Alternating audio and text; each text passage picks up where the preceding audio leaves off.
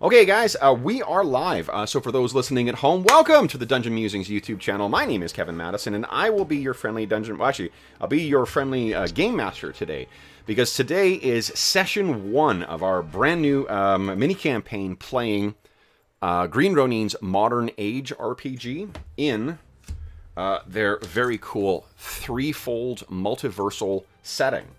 And with me today are the stars of our Threefold campaign. I'm not sure, to be honest, I don't know what the campaign is called yet, but I can tell you what this first episode is called. The first episode is Orphans and Jellyfish. And here to play the first episode of our new campaign, why don't you guys tell us who you are, who you're playing, and then we will dive into a cutscene, a cold open. So first up is Mo. Oh, Mo, you are muted. Yeah, and Kev, I don't know, can the other guys see your video? I do not know. I can see everybody right now. You may want to hit reconnect. Yeah. I was on the Roll20 in 2 different screens to load some other assets.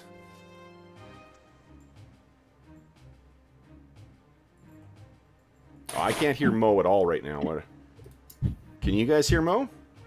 No. No, sorry, Mo. We lost you altogether. Did you turn something when you stepped away from the computer? Mo's working with a new technology right now. So, Mo, I'm going to come back to you while you're grappling with your technical issue here. So next up is Ingolf. Yeah, hi. I'm Ingolf. I'm going to play Ro, who is... we don't know much about him. He's a rather young person. Maybe his head is shaved, or it was shaved. It's now a little bit grown, and yeah, he seems to have some weird powers and can emit cold, and he talks about flying jellyfish. He does, whatever yeah. that means.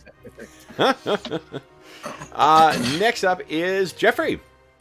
Hey everybody, I'm Jeff, and I'm going to be playing John Matrix. He is of a sort of warrior background, and he's a dilettante. He's a bit of a rebel, and we don't know a lot about him other than he's carrying around a big sword and a bow and arrow. Yeah. Hey, I'm getting tons of echo from you, Jeff. I am not. So that might be Brent. Did you mute the Roll20 game?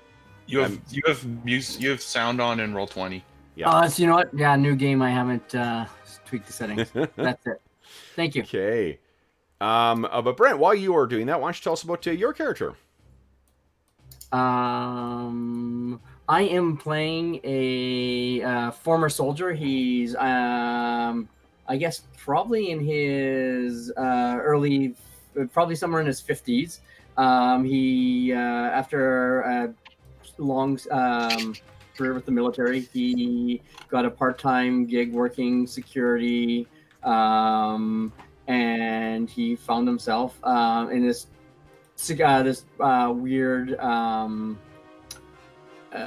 weird institute, but didn't ask that many questions until some random stuff, some really weird stuff started going on, and then he sort of got involved above his pay grade, so to speak. And I'm guessing as a security at this high, high. Well, we'll see. security Brent, we'll fill in some of the more what actually happened. I just need to know who you are, not what happened. Okay. Oh yeah, my guy's name is Mark. Nice. Okay. Mo, can let's. Is it working now? It is working now. Yes. Excellent. Right. Nice. So Mo, and with last but not least, tell us who you are and who you are playing. Okay, I'm Morris, stroke Mo from the UK.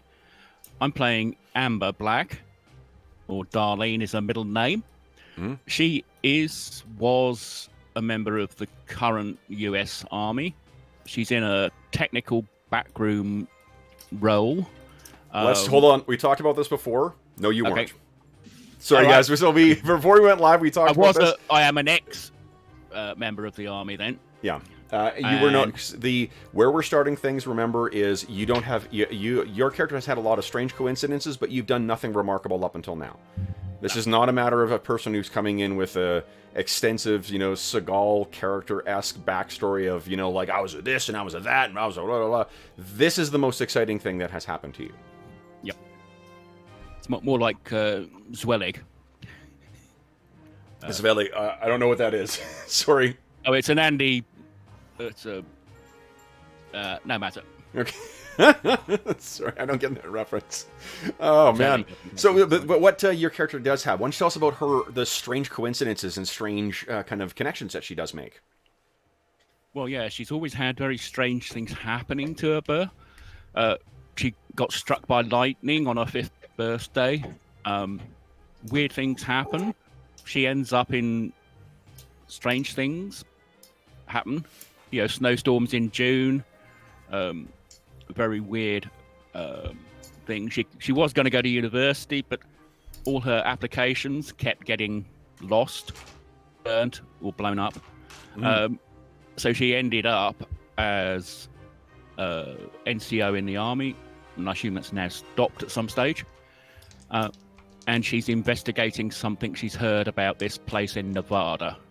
Yeah, where she ended up in Alaska, where we find her is having been part of this kind of bunch of weirdos who are part of a conspiracy theory, but it just so happens that they're conspiracy theorists in a world where conspiracies are real. And what, by virtue of her charm and her I guess, luck and the kind of unbelievable good fortune that seems to constantly follow her around, she managed to get herself into this institute. But we're going to deal with that in the course of in the story. So let's first start with, guys, a cold open. So our scene first. Let me transition to this. So our scene opens, or our story opens, with a siege. What we see is a massive castle, the kind that you would see out of a fantasy painting or a fantasy role-playing game. A huge complex that no doubt was at one point grand and impressive. An edifice that represents, generations of stalwart defenders and supporters of some, long-lived royal lineage. But now it appears that we are on the day when this collapses. Arrayed outside these massive, sturdy walls are an army of utterly inhuman creatures. We can see demons, we can see devils, we can see horrible, misshapen creatures that seem to be fusings of different beasts. Things that seem to be compilations of dead bodies. And the rank and file of this entire inhuman army are made up of creatures that seem, at best, 40% man, and then fusions of various forms of beasts, and incongruent versions. There are wolf-headed men with giant elk antlers. There are, reptilian-faced men that have feathers splayed across them. And this appears to be the army that is winning. We cut inside, and we see a room where what clearly appears to be based on the fancy armor that is on, and the fancy dress, we see a man and woman who are clearly the royalty of this place. We see the guy say, "My sword! Bring me my sword!" And one of the knights standing around says, "But the children, my lord." And he looks back and he says, "They're both old enough to wield one extra sword. I would sooner they die with sword in hand than running." And the wife steps forward, also armored, and says, "But the offer." And he looks, and the look on this woman's face, they both have very dark, curly hair. He's got an impressive beard. She's beautiful and statuesque. But both are lean, and these are people who are warriors. You can tell from the way they carry themselves in their armor. And the look that is exchanged between them tells you that this is a conversation that has been had many, many times. And you hear the knight standing there say to the couple, "My lord," as if trying to see whether that was still the standing command. Clearly this guy knows the dynamic between the king and queen. and he looks and he still, I guess, holds a look with the queen, and then turns to his knight and he says, "Get them to the Weird Woods." And we cut again, and we see two young kids. One who is probably about maybe 15, a girl dressed in like a teenager's armor. And she's strapping it on and getting a sword ready.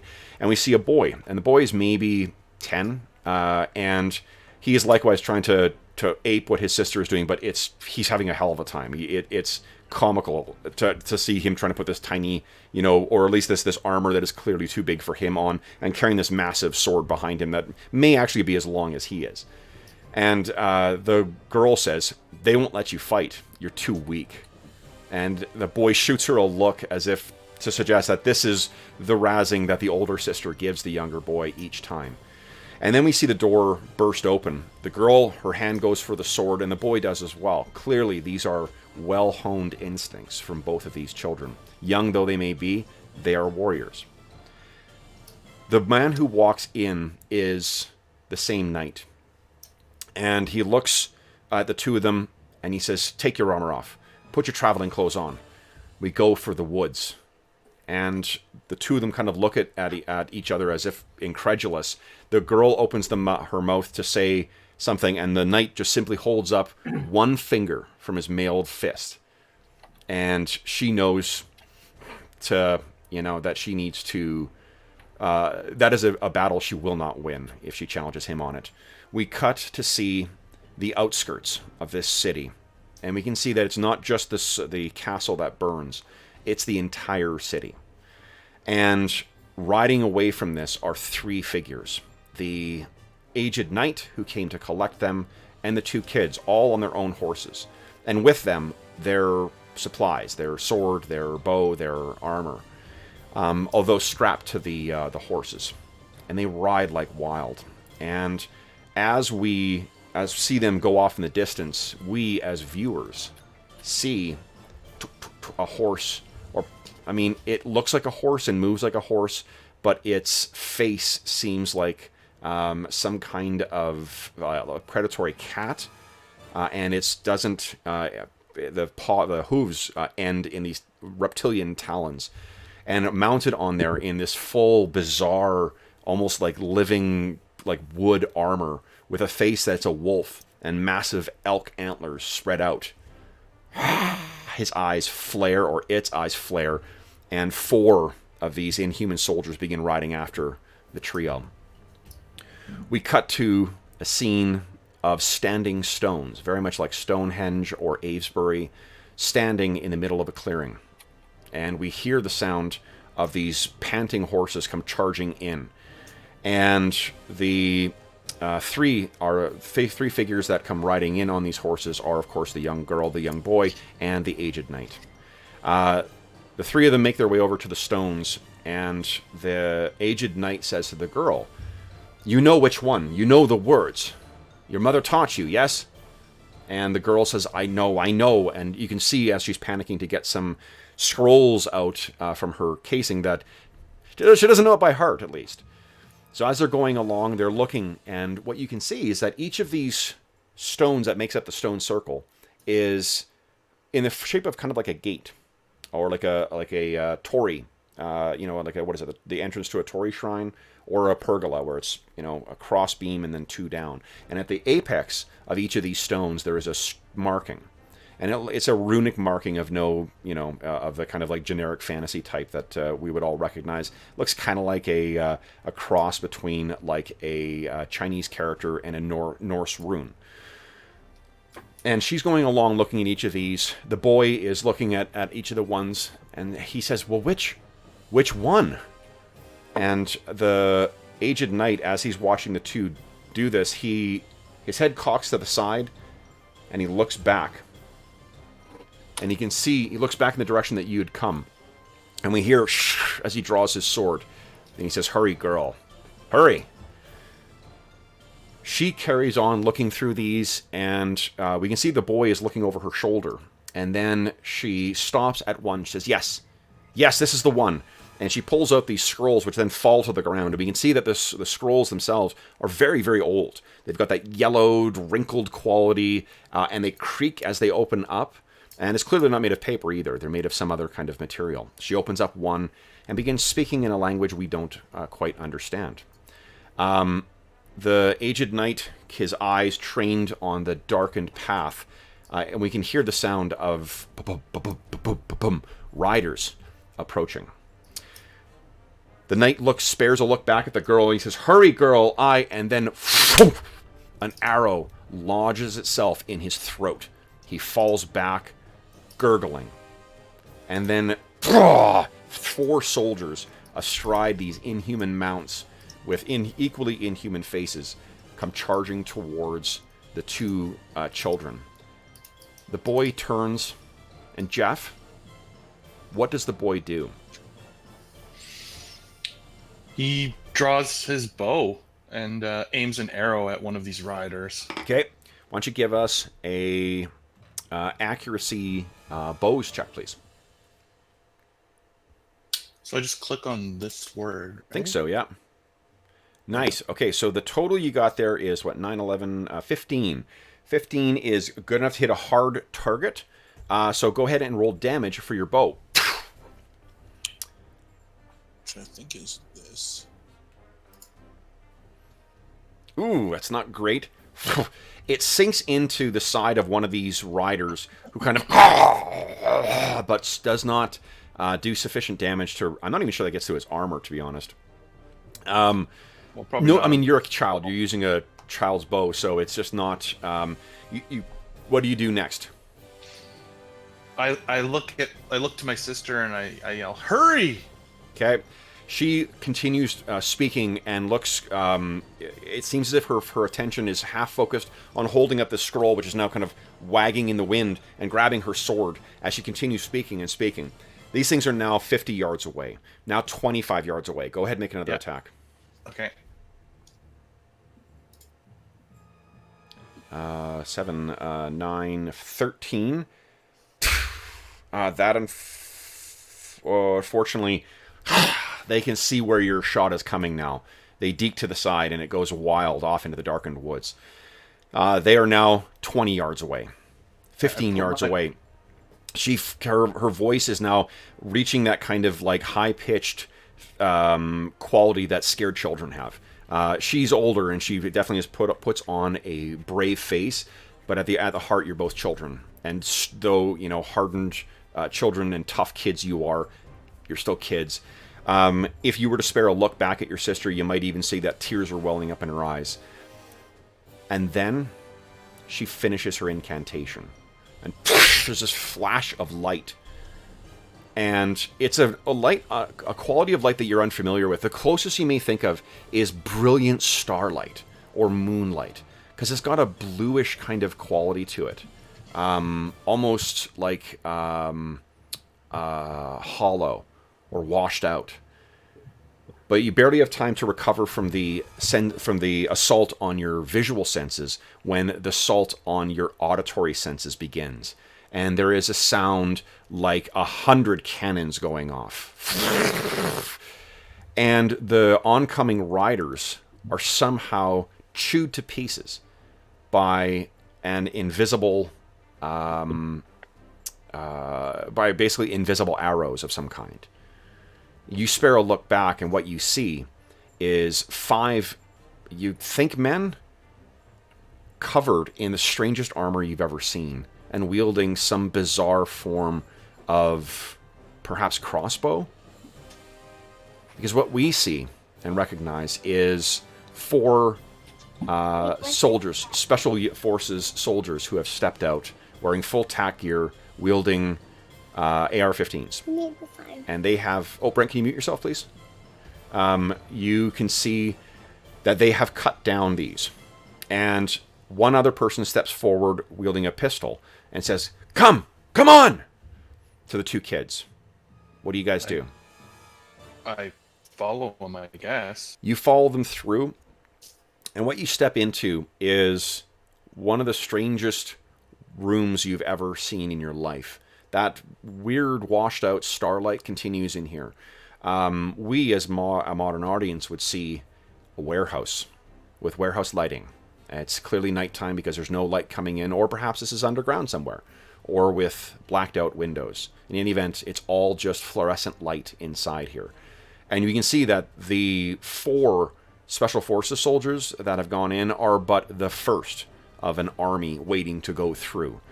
And what you've walked through is what appears to be like a series of stone gates itself, but these stand in the middle of a perfectly flat stone floor. We would recognize it as a concrete floor, a nondescript concrete floor, and around there's a bunch of like white lab coat dressed scientist types. Something has been going on here. But what you see, the pistol-wielding soldier then turns back and says, "Go, go, go, go!" And the rest of the soldiers begin pouring through into there. And the man with the pistol and the armor on, he brings the mask up and says, "It's okay, kids. It's okay. I'm a friend of your parents. I spoke to your mom." And what we see in the film version of this campaign is a man about 15 years younger than what Morgan Freeman is right now. And he's played by Morgan Freeman. And he leans down, he says, "It's going to be okay." And he says, "You're with..." Brent, mute again, please. Yeah, Maybe, Brent, just keep yourself muted until you need to talk. So, he says, "We have you with Terminus now. It'll be okay." And we sort of leave this scene with all of these soldiers beginning to go through the gate. The kids are standing before this man dressed in tactical armor. And Jeff, what do the 2 brother and sister? I guess the sister seems to be once again that brave face is on. What does your character react like? I think he looks at her and he's like he's scared, but he sees the brave face that she puts on, so he does exactly the same thing. Okay, so yeah, you look to your sister and you look back. What's your sister's name? Her real name? It'd be some kind of fantasy type thing. Yeah. I'll let you think about that and you can tell us. It's not really important for now. I think it's like Elia. Elia? Love it. Elia? Yeah. Okay. All right. So then we cut away from that scene, guys. Let me get this off. And then we cut to a beautiful California sunlit day. And in white lettering, we see 15 years later. And what this is Mendocino, California. Mendocino, California is a small town on the north coast of California that has a very distinctive kind of New England feel to it, unlike a lot of other California towns. Local stories are that it's because it's founded by New Englanders, but you guys may come to find that that may only be half of the story. The reason I direct your attention to Mendocino, California is because we see a black SUV pulling along California Highway 1 and up into Mendocino. You can see the pictures at the top there, guys. Those are views of the beach. It's Cabot Cove, right off the coast. The big cliffs that make up the coastline where Mendocino is. And then some pictures of scenic Mendocino. If your mind's eye kind of goes to Amity from Jaws, and some of the town side scenes we see with people complaining about people breaking, sort of like small town New England stuff that you would expect, that's the activity you would come to see in Mendocino, California. Mo, why don't you tell us what this SUV looks like? It's the classic big Ford. I don't know though the brand name Explorer? in the States.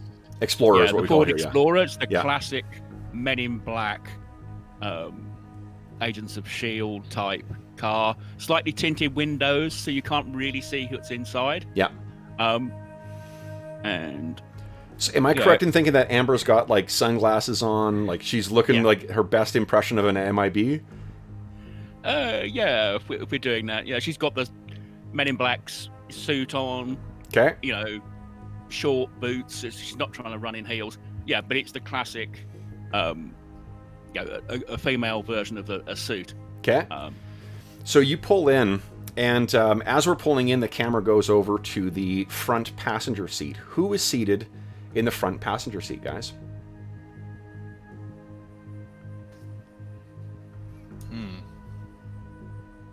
Probably John, I guess, because he's so big.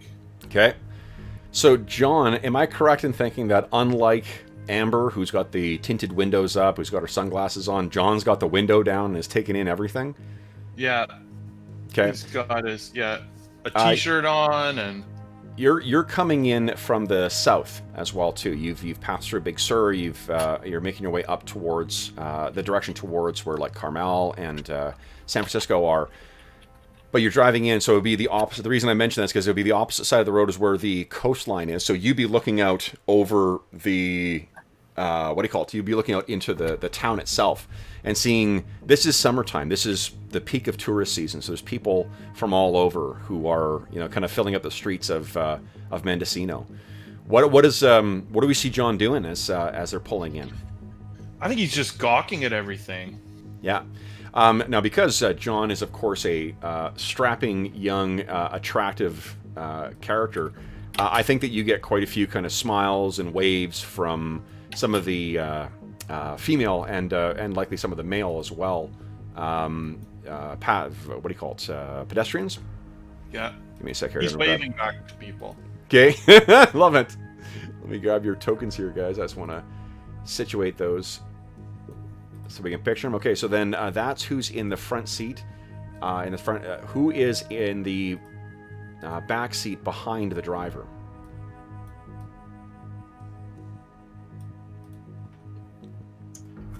I don't care. I mean, maybe Ro. I think Ro would have less of a concern about the tactical, kind of setup for here, or the tactical kind of considerations.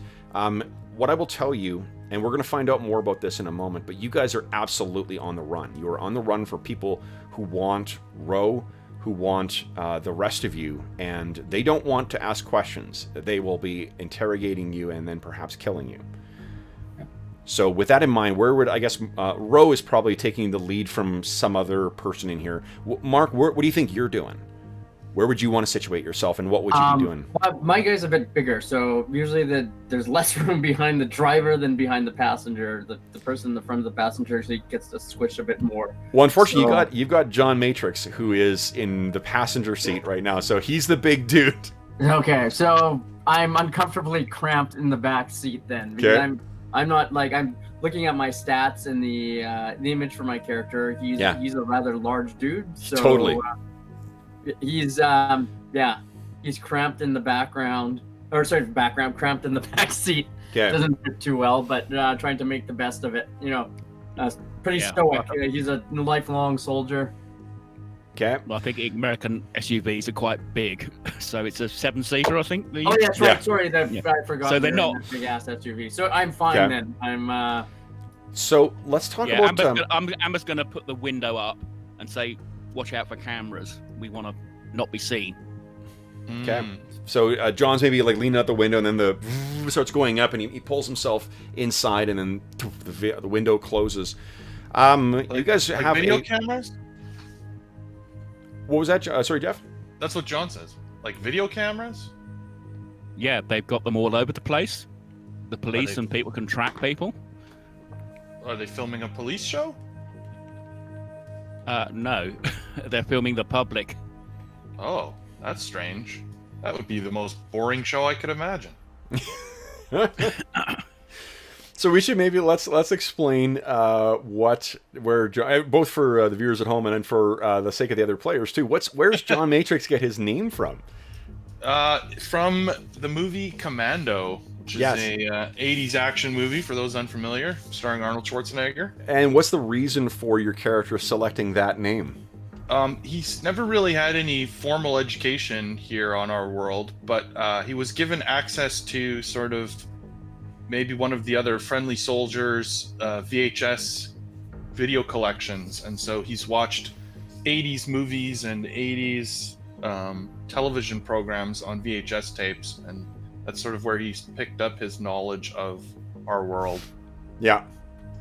So, whereas Mark's background, of course, is from, you know, the School of Hard Knocks, and Ro comes from a completely alien world. So, I mean, like, I can't remember, Ingolf, does Ro have any recollection of the time before he was taken? It's not even clear if he was taken. Okay, so he's got... I think it might even be possible that he's a clone or something. I don't know. Okay.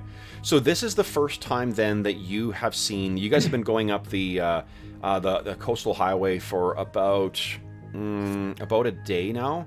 But this is the first actual day of... You guys have been driving since somewhere in... since Vegas. So you've been driving all night, you've been making your way up the coastline here. This is the first time you're seeing the jaw-dropping view that is the Pacific Ocean view from the California coastline. How's Ro processing that? Yeah, I think Ro is just, his nose is glued to the window and just looking outside and being amazed by all this landscape and stuff and people. And so I think maybe, like, Mark was behind the driver to make sure you got, like, you know, two security guys watching each side of the vehicle for a bit, but then when Ro kept leaning over him, you finally were like, do you want to switch seats, kid? And, you know, switched over. Yeah. Okay, so one thing you can see, though Ro... Oh, sorry, was someone trying to say something? Yeah, I just wanted to add that maybe I have the slight feeling that the car is not moving smooth enough. I think I should... That's not the right way to steer something. Yeah, absolutely. We can see that Ro has you know, we can see stubble beginning to grow in here. Like if you left it like a day or so worth of growth, but there's some pretty horrific scars where it looks like things were either stuck or implanted in him. He's got it's beginning to grow over, but there is a faded symbol in the side of his head. That is the Greek symbol Rho. And what is he dressed like? I don't know. If someone had clothes for him, then he will have that clothes, but otherwise he would have like this hospital stuff or so like in No, it would probably, you would have had time to get like, you know, someone's it'd be like a t-shirt and like, t-shirt and jeans and whatever. So yeah. Never worn that kind of stuff before. Yeah. Probably a I Love Las Vegas t-shirt. Yeah, yes! What happens in Vegas stays in Vegas. Awesome. Okay, so then as you guys pull into town, there's a couple of reasons why you're here. The primary reason right now is gassing up. That is something you do need to get to, Amber. And I think Ro maybe says that without Amber having to check. He just said, how would he refer to the car? Would it be like a she or an it or a name? What do you think? Yeah, maybe, yeah. I think it needs to feed or something like that. Okay, yeah. She says that the car is hungry, and Amber, you spare a look down, and you can see that sure enough, like it is getting pretty. You know, the kid's completely right about that. So you pull into. Well, you tell me, like, what's the what happens next here? Well, we look for the nearest petrol station, gas station, to be in character. And I was saying, we'll gas up here, and we can probably get some food and something. You're here for a reason. I'll tell you that there's, and we'll find out what that is in a bit here. But you are here. Okay. Mendocino is your destination, not just a place that you are passing through. Okay, I'll look up on the GPS where the nearest gas station is. Okay. pull in. Yep. So you pull in, and I would leave the sword inside. Yeah. So I'll get out and start filling it up. Okay. I'll show Ro how to do it. So you I've got the impression that he knows how to drive things. he seems to know pretty well. A lot. Maybe like you pop out and then Ro, you're already outside, like getting the thing instinctively getting the feeding the car.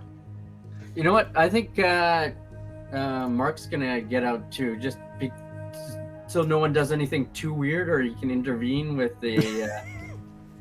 I love it.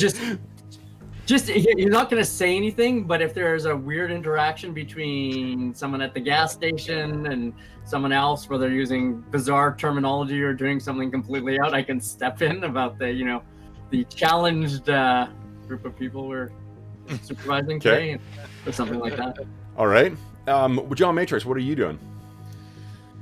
What would he do at a gas station? He is probably picking up like all of the candy bars and treats that he's seen in films before. Okay.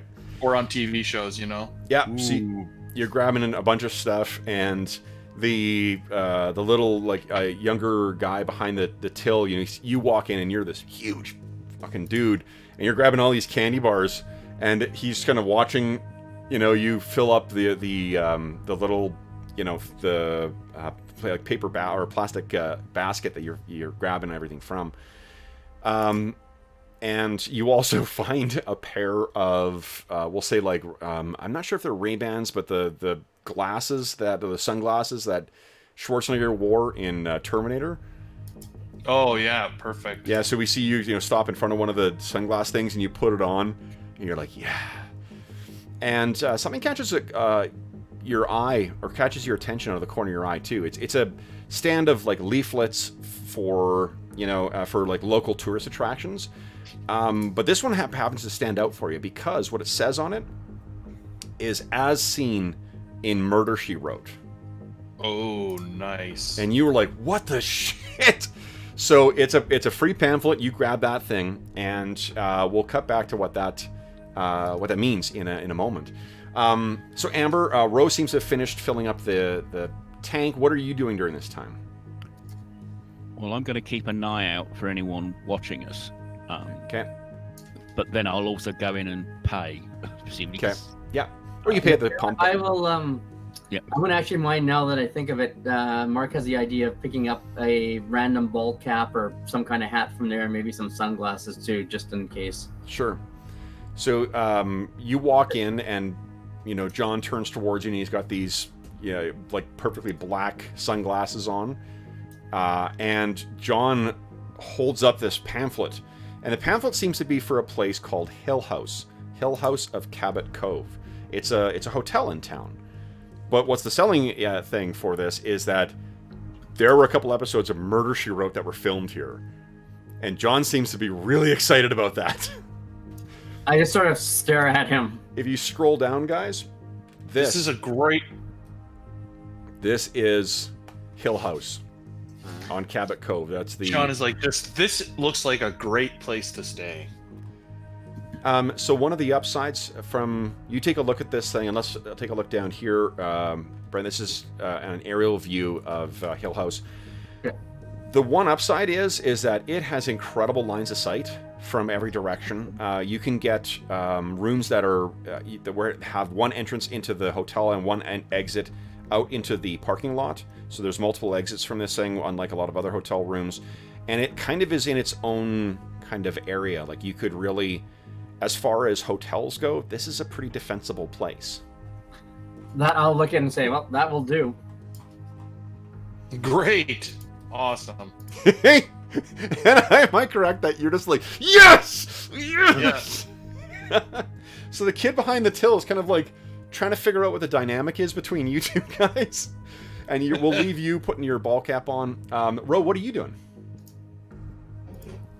Yeah, I think I am distracted by all the smell. So this thing that I feed the car with is a very strange smell, and then the place around here, it doesn't. So it's always weird. And I'm still not getting used to this blue sky. Yeah, it's so weird. Yeah. So, Ro, would you kindly let me think here? What are it's gonna be perception? Do you have any focus on any of your psychic abilities yet? No. No. Okay. So just go ahead and give me a either perception or willpower, because willpower would be the psychic one. Whatever one's better, just go ahead and give me that check, please. Doesn't sound like there's any other. Wait, hold on. You don't have that one. Oh, that's John. John's got that one of like tracking weird things. Yeah. Nice. So, Okay, and you stunted as well too. Okay, so let's. This will be our first opportunity to talk about stunts. So, for those listening at home, this is our first time playing Modern Age. So it will be taking us a little while to get familiar with what's going on here. So this is an exploration thing. So let's take a look at the basic exploration stunts here. So these are just the basic ones. You've stunted what, 5 points? Yeah. Wow, that's a lot. So one of the things that's useful about this, Brent, you weren't here last time. The blue number that is in the got the box around it, or with the blue box around it. Yeah. That's the stunt dice, and we know that he stunted because he rolled doubles. Right. Right. So, well, to be honest, none of these. I'm already breaking my own rule because none of these seem particularly interesting. And with 5 stunt points, it's worth trying to find some really interesting things. So let's take a look at the investigation stunts. Let's see what we can buy with that. Ooh, 5 points gives you a breakthrough. You gain not only information, but some form of incontrovertible proof. Reduce the total number of leads on the path by 1. That's a mechanic for the investigation sub-rules, or sub-game, or mini-game. I'm going to say it'll be intuition. And, yeah. So what you notice, Ro, is there's... you have a sensory connection, or at least you did in the other world. Whatever world you call that, you know. That world, there's another sense that you regularly felt when you were in touch with the other creatures that occupied there. And you can... It's almost like the equivalent would be like the auditory...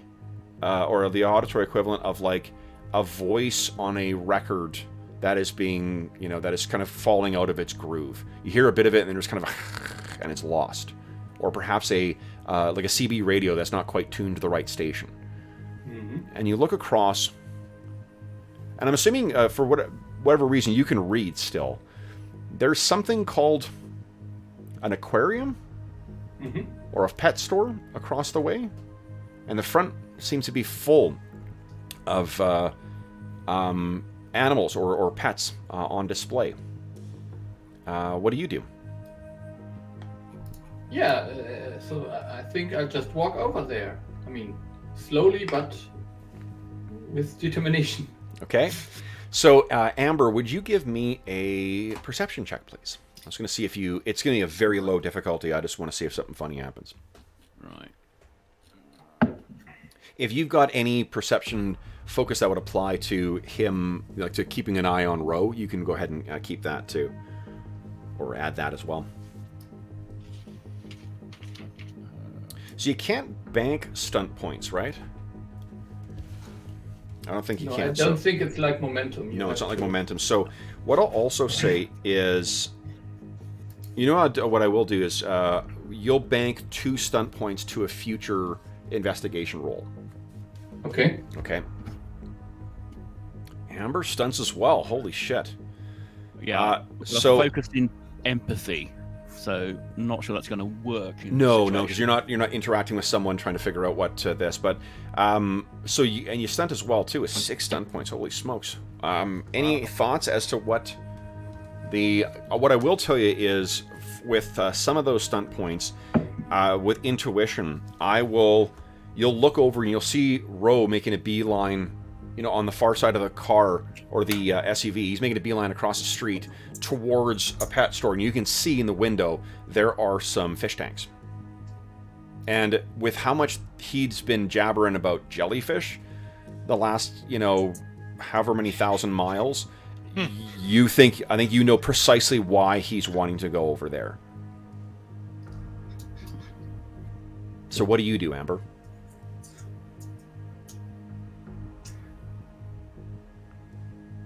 I think I'll go with him. Okay. And make sure he doesn't create too much of a scene.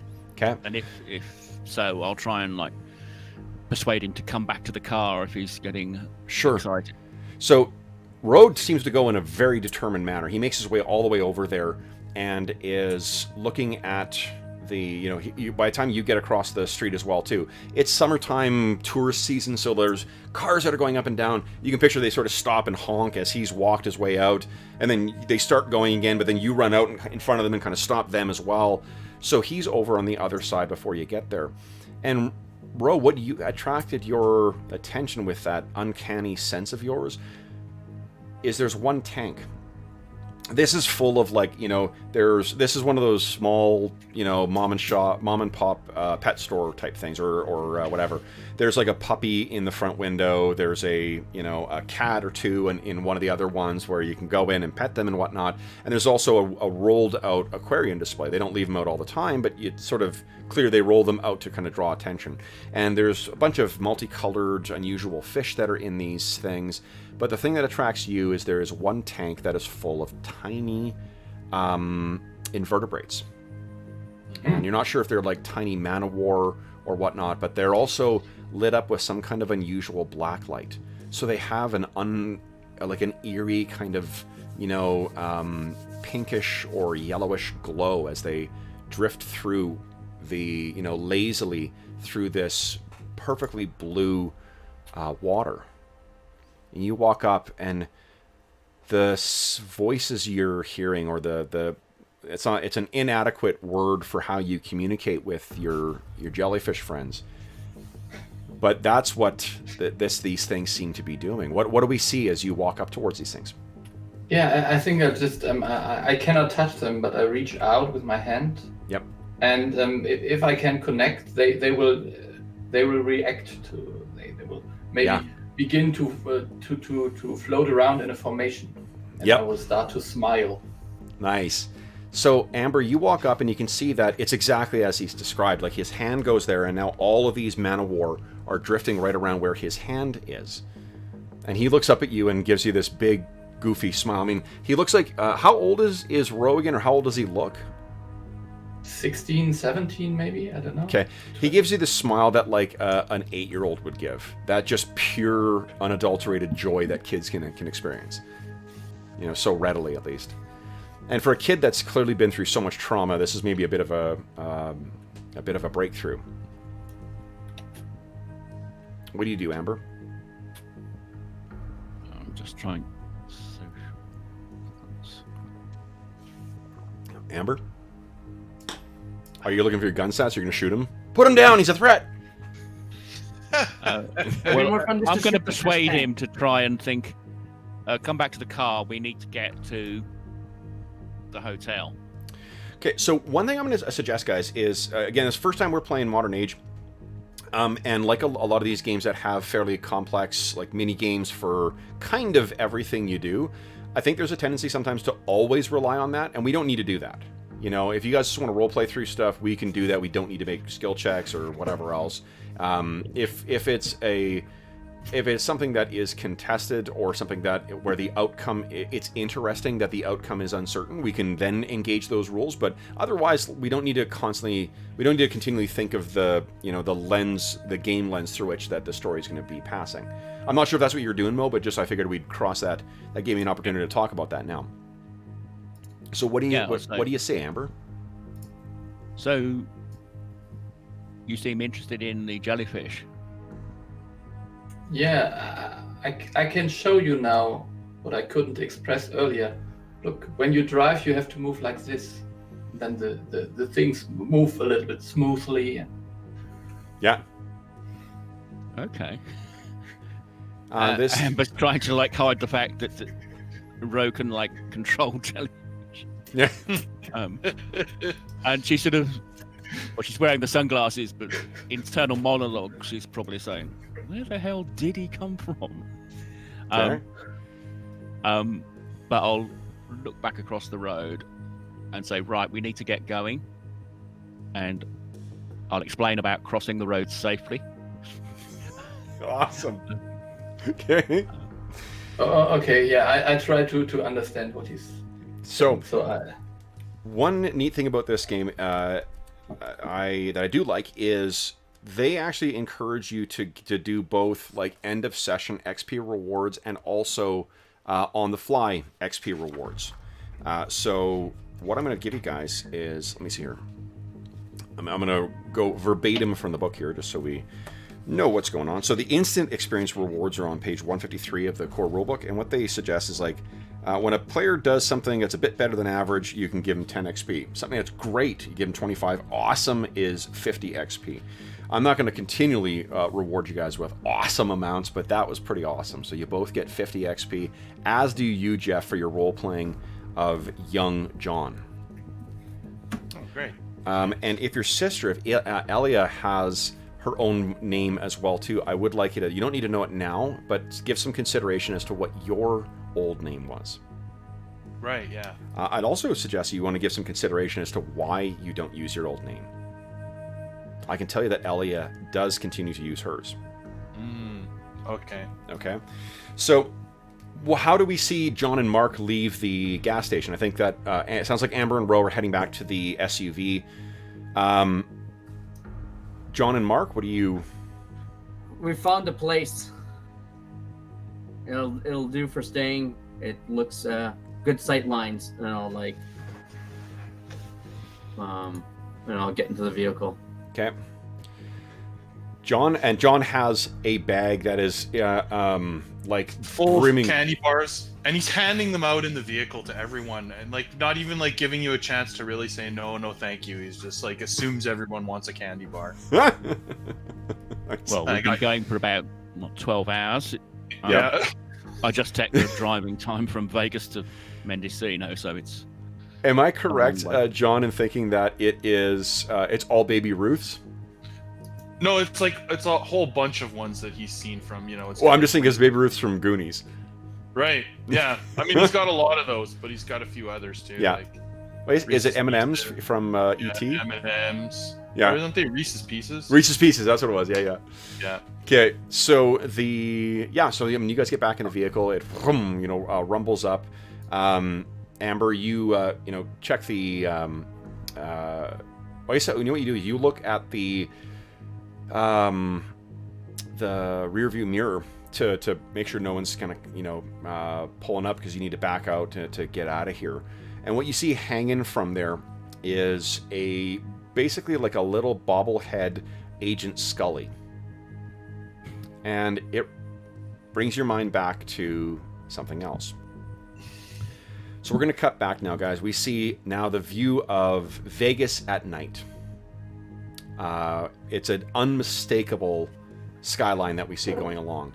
And what we see is a vehicle that is driving very quickly down first the strip, and then it spins and goes off to the side.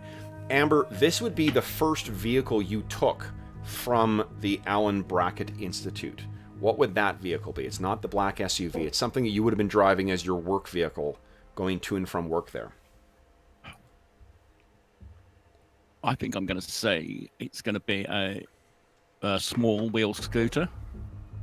Well, it's got to fit 4 people. This is what you use to get away. Oh, no, in that case, it would be a basic, something like an Audi Q3. So, okay.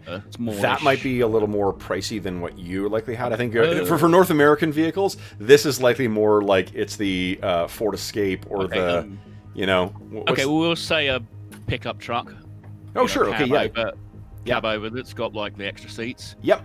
I buy that. So this thing roars along. It's a little old. It's not a fancy new kind of thing, and it peels to the side as it begins making its way down the kind of the back streets of Vegas, off the bright lights of the Strip. What we can see is that on the back of this, the words Ford across the tailgate, there's bullet holes in it, and as you pull up, it comes to that kind of that screeching stop. You have now parked yourself in the middle of effectively like a a dilapidated mall complex, either a failed mall complex or a mall complex that was never actually built, a strip mall. And you know, there's a couple of vehicles parked in here. There's 2 that are actually burned out, and then there's 2 other ones. And one of those is a little like sedan kind of vehicle, and the other one is the black SUV that we saw in the opening in Mendocino. And the white lettering says 48 hours earlier. Now, this is picking up, guys, within 24 hours of your escape. So, Ro, what would you be wearing at this point? Yeah, I think so, some kind of greenish, like inmates' clothing or something like that. I don't know. Yeah. Are they? Now let me switch to the appropriate track for this here.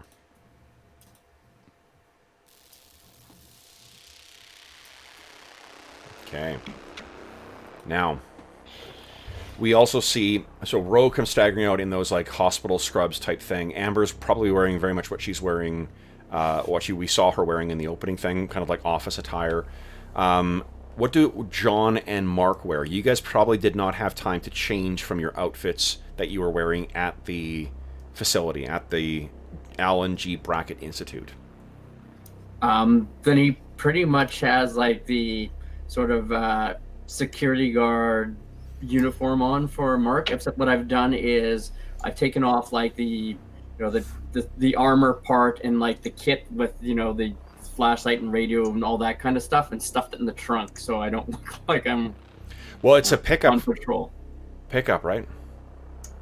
No trunk. If you toss it in the flatbed. Yeah, is there like a box in the flatbed or something?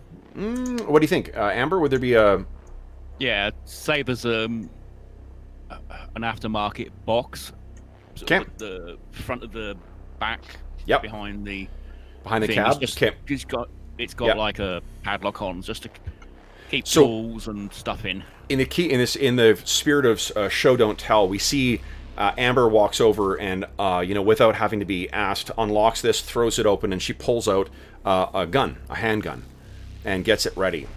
Amber, where we're going is your the sort of like field office, as it were, that your particular conspiracy group set up, like the local thing. This was part of the plan to figure out what the hell was going on at the Alan G. Brackett Institute. Okay. What I can tell you've learned so far is that, two things. Is one, the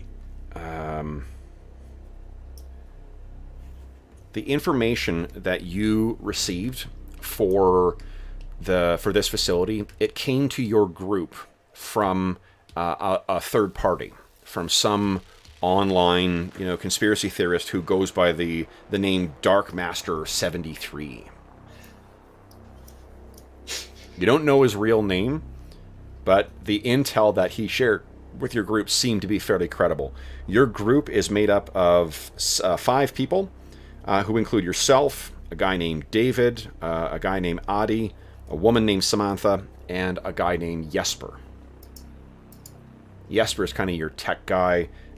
David and Addy are science is Addy, and kind of security specialty is David. Though David really never worked for any actual military, like any law enforcement or whatnot organization. He works as a bounty hunter, largely because of mental health issues.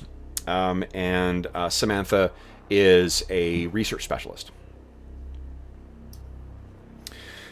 So this is where you're going to be coming.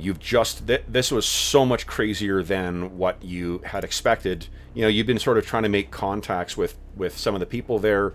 You had already learned that at the Alan Brackett Institute, or Alan G. Brackett Institute, that there were 2 different sort of pools of security forces. One of them is the sort of paramilitary hires that are like Mark, who were just hired on to, they don't seem to be in the know.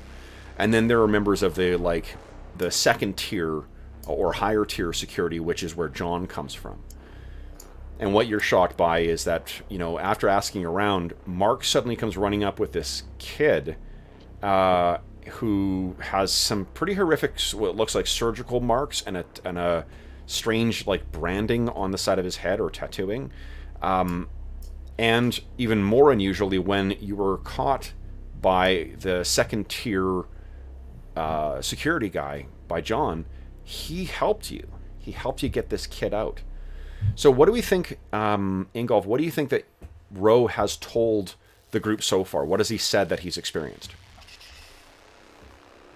Good thing. So, I'd say I follow Nanny. Nanny gave me. Nanny said I must go now, or I will stay forever.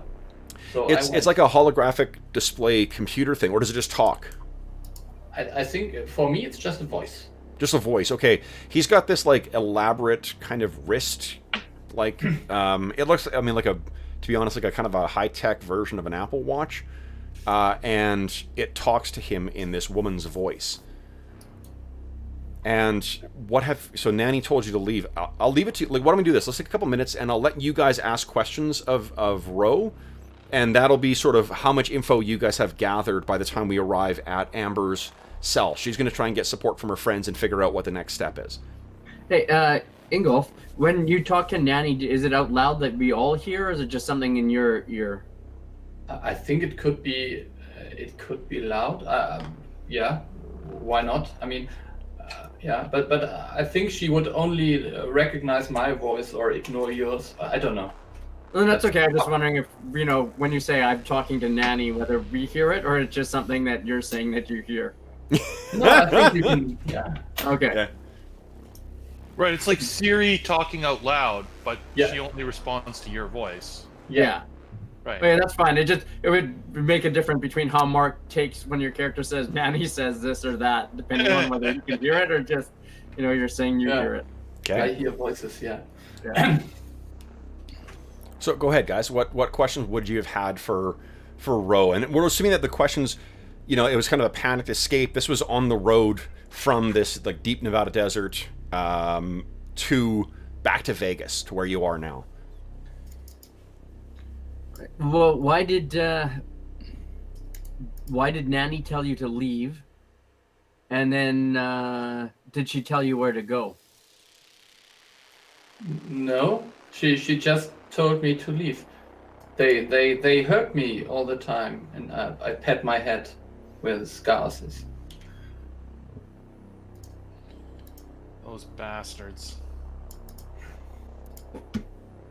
Where the hell are you from? I'm going to ask. And who hurt you? Obviously, I'm doing this while I'm driving, so obviously I can't probably talk as much as the others. So I think the only other real humans that you've seen, apart from whatever you picture the world being like, and I see that it sounds like it's only a jellyfish and perhaps other people like you who speak to jellyfish. There are people in lab coats, but the person who seems to be in charge of the people in lab coats is a elderly gentleman with dark skin. And the reason he stands out, not only because he is the one who sort of commands everybody, he always wears sunglasses. No one else seems to wear it, and there's no need for it in your world, in the world you grew up in. But he always wore them, so that definitely stood out as well. And they were dressed like the way the rest of you guys are. And, the sheer amount of clothing that you're exposed to right now, beyond just lab coats and suits, or like slacks and a dress shirt, or the hospital scrubs that you wear, you're still like, there's this kind of clothing? Yeah. But that's what your world, that's the totality of what your exposure would have been thus far. Yeah. I don't know them. They all the guy was, they were in white. The white people, I would call them. Can you breathe underwater?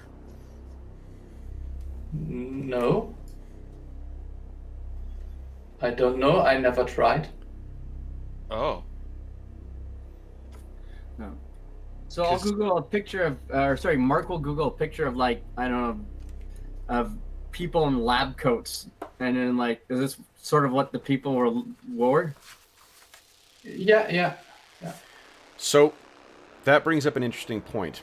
Amber, remember those other points that you, the investigation stunt points you banked before? Mhm. I'm going to cash them in right now. You see that he's still got his phone. So do you. Does that not Somewhat raise any metagaming. kind of I don't think I've paranoid taken my hackles phone there? with me. I wouldn't have taken a phone with me if I was. No, let's assume you don't. Like, we'll assume that your character would have taken any kind of paranoid steps that you would have wanted. Ro and John don't have cell phones, but Mark has got his personal cell phone. And is it like the old man cell phone, where it's like the most basic model that has the most basic functionality? No, he's not that old. Okay. But it might not be the bleeding edge like newest model on security guard. I'm sure he's got a good being one of note. those rugged type phones. Yeah, you know, it's something with one of those like OtterBox, like bulky, like Love it. like Okay. cases. So yeah, so he shows you the picture of this on there, and it does. It looks very much like, you know. Yeah. The one again, another strange thing. None of these pictures he shows you have guys wearing sunglasses. Yeah. So it's hard. There should be something.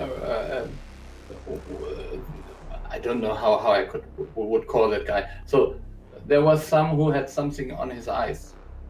Like glasses, like what I'm wearing. Is Mark wearing glasses?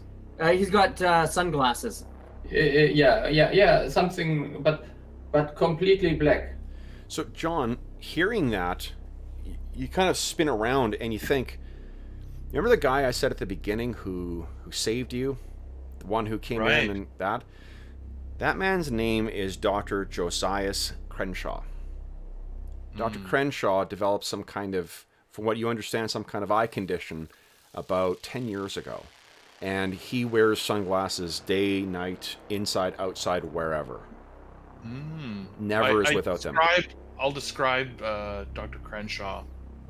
And even down to the freckles on his face, or the marking on his face. It's exactly that. That's the guy. That's the guy who's in charge, Ro. Yeah. Oh, yeah, Dr. Crenshaw. I know him. Maybe I'll Google. Is he a friend of mine, Kev? He's like someone who's been nice to me, or He saved you, but Lex, because your character, remember his drive is like anti-authoritarian stuff. Right, he's a rebel. Your sister, definitely, Elia definitely feels obliged and whatnot to him. Like, not only you guys, but other members of not your family, your mother and father died in the siege, but other people from your world survived the apocalypse that came there. And it's him. Was the pioneer behind that project. So he's the one who saved you, but he's got too many rules. That guy is way too bossy. Well, and there's the fact that, like, the older you got, the more you realized how much he was hiding from you. That didn't bother Elia, but it seems to have bothered you if you're an anti-authoritarian type. Right, so, absolutely. Yep. Yeah. Okay, so he's... I don't really like him. Okay. Now, Amber, one other tidbit I'll give you. Yeah, he's up to no good, I'll say. Okay. So and by the way, I came up with my original name. Okay, what's your original name? His real name is Luza. How do you spell that? For obvious reasons, he changed it. Like Losah. Luza. Lusa, okay. Yeah, and that's why he stopped using it. In his world, of course, it didn't mean what it means here. Nice. That's great. Okay, so then you guys have pulled up outside of this thing. One tidbit I was going to give you, Amber. The other thing you find is, and this was part of the sort of search that you did before you went in. The Alan G. Brackett Institute is funded by something called, and owned wholly by something called the Terminus Foundation. And the Terminus Foundation is one of these things that kind of occupies the holes in your conspiracy theory. The Terminus Foundation shows up on documents from all over the world. It's not like, ubiquitous like the Rand Corporation or like, I don't know, it was like an obvious billionaire's holdings, the Rockefellers or something like that. But it's on these documents, and you can't find any documents specifically about the Terminus Foundation. So that's why I say that it occupies the holes in your theory. Oh, the doctor, his name, I'll type it in here. Josias Crenshaw. And why they're talking about this, I've just, Mark would probably Google the doctor to see if there's like a LinkedIn or, just see what comes up. Out of curiosity, to see if it's a real person or not, or something. There's certainly no LinkedIn profile. I think what you see is there are a couple of abstracts about from papers that this person has written. It's I think above Mark's kind of pay grade as to what they're about or whatnot, but it's some kind of physics. Okay, that's fine. I just sort of getting the idea that they're talking about someone who actually, I can verify is a real breathing human being. Absolutely. No pictures on it, though, too. So let's get back to the phone thing, though, too. So Amber, Mark seems to have his personal cell phone with him, still active, still using it as you're kind of driving. And I think you probably you haven't turned your mind to it right now until we're driving along in Vegas, because your mind's been going a mile a minute as you guys were escaping and being shot at and shit like that. What do you say? So when she sees him doing stuff with Google, she's going to turn around and shout, "Get rid of that, they'll track us." And if he doesn't do anything, she's going to reach back, try and grab the phone, and basically throw it onto the street. Okay. If she tries to grab it, I'll hold it back and go, "Who is going to be tracking us?" The man. I was in the army. I know what they can do nowadays. Yeah. And why would? And I would be like, why would the government be tracking? Well, it's not the government. It's the. You were just shot at on your escape too. So to give Mark context for, I'm not sure he'd be so obtuse as to not know what she would be talking about. You escaped a weird facility with some strange kid who talks about flying jellyfish. You were shot at by people, and you got a kid who seems to only be able to parrot action movie stars, but looks like a bodybuilder. Yeah, I guess that makes sense. I will power off my phone. Okay. Okay. Well, Amber will just take the battery out as well. I just give you the phone. You'd have to physically take it and not like. Well, I'll tell him to pull the battery out. So as they're doing this row, I think maybe this is where we learn about your vehicle stuff, because these two are fighting with each other while she's driving, right?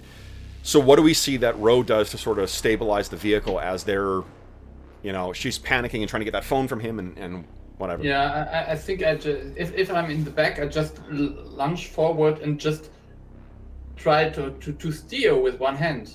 Yep. And whereas John is turned around, or kind of turned and watching the fight and clapping, "Fight! Fight! Fight!" So do you guys, what happens next, guys? I will power it off, but I'm not handing it over. That's my freaking phone, and I'm not giving it away even to the to some why we were shot at together. I'm not giving it away to the somewhat paranoid stranger. Okay, well, she'll get him to take the battery out, because he can power it off. I talk to the cell tower. It wants to go faster and more to the left.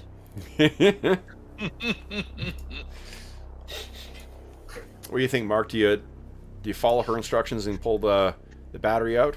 Yeah, and it's not a huge deal. In the interest of sort of keeping peace and having to work with these people, I'll oblige. Okay. Well, yeah, I mean, you just came, that's perhaps one of the most aggressive, terminations of employment that you've ever experienced in your life. Yes. So you're probably kind of your head's maybe swimming a bit, trying to catch up with what the hell just happened as well.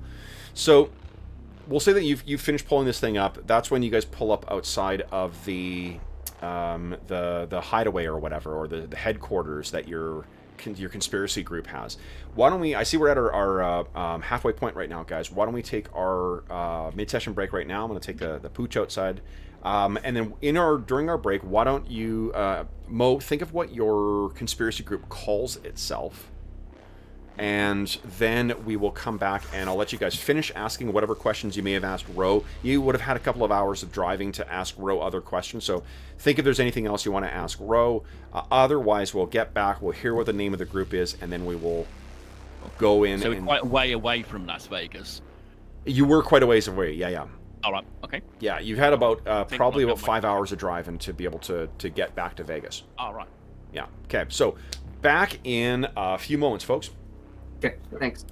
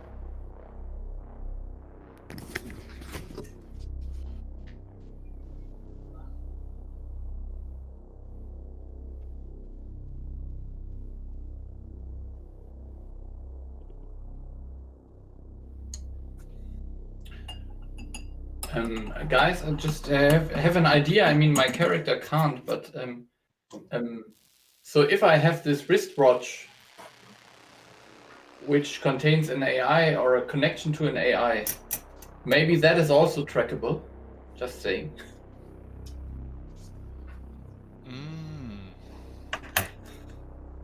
Right, you think that, but your character doesn't know anything. No. My character is totally unaware. I'm not, but I think that Amber or Marco or something would know that, or would at least Think suspect that. Yeah. True.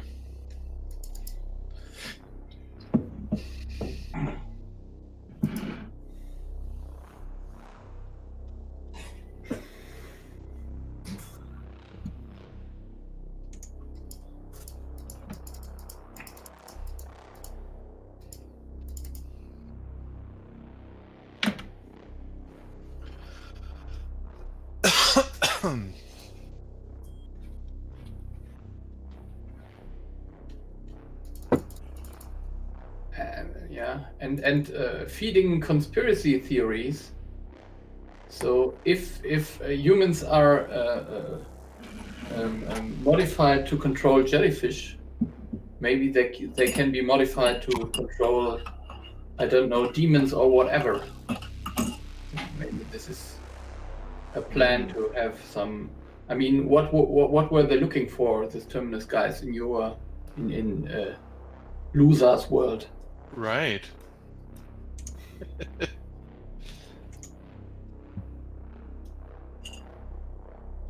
I don't know that. Yeah, me too. I mean, I'm totally unaware. So as a character, but as a Right. player, I can speculate. Yes. But that makes a lot of sense. I don't think that that's something that Luza's ever thought about.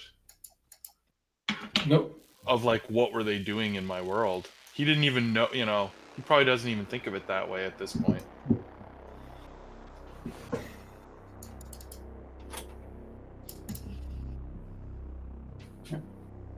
And as far as I know, Ember doesn't really know that you are not from Earth. So No, I don't think anyone does.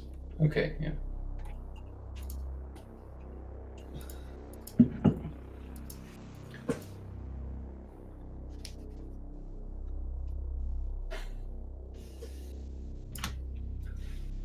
Yeah, have we actually heard the You're very quiet right now. Yeah. Yeah, I have to turn Yeah. the game right up to max. Have you actually heard your nanny speaking yet? Yeah, I guess you will have heard her speaking. I don't know. I guess at least Mark must have, because I don't know if he knew how to get out of the building, but I would have listened to the instruction I was given. So left, right, to take the next door or something. So Yeah, so maybe we followed, that's how we got out. Or, well, I think, John, you were alerted by Nanny as well, too. What you know is, I don't think you... Well, you tell me whether you would understand what an AI would be, or what a computer program would be to monitor test subjects, but some spirit, you can interpret in your own, in John's own, you know, vernacular, or his how he would understand it. War games, I guess. The computer talked to you. You know, if you've watched... Right, yeah, exactly. So, and it told you that it was breaking out somebody or releasing somebody. Okay, so I had some idea. I was warned by the AI ahead of time, maybe. That's how you knew to meet up with them and help them Go escape, help I think. them. Yeah. Maybe we've been playing sort of like, you know, sort of our version of sort of a role-playing game together. The AI, like, you know, Yeah. builds worlds for me and I sort of play a game with it. Yeah. And the game sort of came to real life, like, I'm helping this other character, you should go here and meet up with them or whatever. So that's an interesting question. What kind of character would John play in the role-playing game? I think he's always played a ranger, like he sort of lived out the fantasy of sort of what he would have been on his world. Okay. Like a protector, you mean? Like a... Because Ranger in D&D has kind of come to be this, like, you know, like, generic woodsman, whatever kind of thing. But Ranger, like Tolkien's Rangers, are there to protect people. Right? Right. Yeah, more of a protector. So this is... I think your dungeon master, Nanny, has told you that this is your charge. Right? That Ro is your protector. You gotta... Or you're the person you need to protect. Right. I'm here to protect him. Yeah. Let me just add a piece of trivia. I think the nanny AI should be this GLaDOS voice. If you know the voice actor who does the AI in Portal. Oh yeah, yes, love it. Okay. That's awesome. Okay, one here I got. So this AI kind of extended throughout more of the facility as well, not necessarily just for Ro. I never had a watch or anything. Maybe I had a you know, some kind of a terminal or a computer in my room that they gave me.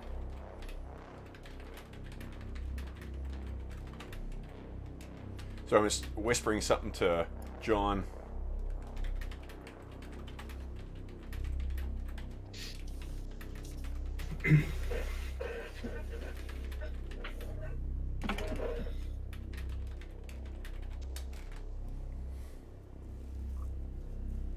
So I just whisper some info to John. I'll let John decide how he wants to make use of that info as far as the... Right. So do you want me... I've worked out what the group's called, I think. Oh, sorry, Mo. Yeah, your level went way down again. I don't know why. I know, I turned it down because it's a bit sensitive when it's up. Oh, I see, okay. And you're planning on cursing us out. That motherfucker, Madison! So you might want to turn it up just a scooch. That's as hot it will go. Brilliant. I need to get a better. This is a cheap Shure. You sound terrific. No, it's like it sounds great to me. For the rest of you guys? Yeah, you sound good. Perfect. Yeah. Okay, so then where I left, sorry, had to dog-related issues. Where we left was with any further questions from Ro, or for Ro, I should say. Nothing. I think John's questions are like all related to like asking him like if he has superpowers or you know, like they're all very, you know, hero type questions, like trying to figure out why the government or whoever these guys are after him. Trying to understand it, at least in my way. Yeah. Did you kill their leader? There is no leader. They just float through the air, each like an island for himself, or for itself. Yeah. Mm. And I think you get the thing that this jellyfish he calls like, they must be big. I mean, you're really big. It's not like some small creature living in the sea, but it's like big floating island-like shapes. So I mean, how big? It depends, but bigger, like a house, or maybe even bigger. Mm-hmm. So, that's all he knew. And the sky was orange, and it was totally different. No green. So I see patches of green here, which is weird color. Mm-hmm. I'd imagine all the neon lights on the strip must be in a change room. Well, it seems as if picturing driving through, especially coming in from the desert, as well too. It almost seems as if you're approaching, you know, low-hanging stars, because the lights would appear to be just hanging there, right? They wouldn't appear as if it was part of a structure or whatnot, at least not at night. Yeah, and it would always get me distracted. Yeah, so it's also as brilliant and as vibrant as what the strip is. As soon as you pull off and start going down those dark alleys, like where you guys now find yourself, there's like maybe one or two functioning streetlights in this wide empty parking lot for this defunct strip mall. So you guys pull up, and Amber, the thing that you've been thinking of as well is your car is new enough that if someone were to track or was inclined to track your vehicle, they could now. So you pull up, and you think you know that the SUV, the black SUV that you guys have there, this is sort of like the groups, the conspiracy groups, you know, thing. Oh, and you were going to tell us the name of the conspiracy group too. What's that? I think it's called Enlightenment. Enlightened. Love it. Or Enlightenment, or be enlightened is what we refer to ourselves as. Okay. I think that Jesper may have made mugs for you guys with a logo. So you can picture Jesper went to like a Kinko's and had some some mugs made with the logo on it, and you're like, this of course did not go over well with David, who's like, you made logos of our secret society. They're nice mugs though. Amber sort of puts her head in her hands and sort of goes civilians. Yeah. So well, I'm putting together my hard military training with the weirdness of what happened and my natural disbelief of conspiracy theories and the fact that, like, here, we're a secret society. But the thing's but Brent, that you're not there. You have not met these people. This is only what Amber knows. Okay. We're picking up right now where you guys have pulled up in the parking lot after freeing him, coming back to in the sort of headquarters for Enlightened in Las Vegas. So you're saying I don't have my own mug, is basically. You do not have a mug. Yeah. So, no. But you pulled up. So let's pick up there then. It sounds like if there is any more questions you have for Ro, we can add them in as flashbacks or whatever. But now we're in the scene where it's 48 hours before you guys reached Mendocino. You pull up in this empty parking lot. You can see that SUV, and we can see hanging from the rear view mirror is that bobble-headed Agent Scully. Now you guys have John, or it sounds like Mark has stored some of his like what guns did you bring with you? Did you have an AR-15 or something like that? Some kind of machine gun or submachine gun? What have you got, Brent? Well, I've got a pistol, so it'd be like a Glock, and then like he would have like it's a carbine, so it's like an AR-15 or something that's semi-auto. So, but you know, I probably get away with keeping the pistol on my person, but the rest of the stuff is, along with the the armor and crap, is all stashed away in the trucks. So you're taking your armor. What you've got is the clothes you would have had on at the time you escaped the facility. So it's your security guard uniform. Yeah, which most security seem to have like that, the body armor and stuff. Yeah. So Yeah. Okay. So you stuff that in there too. John, what are you wearing right now?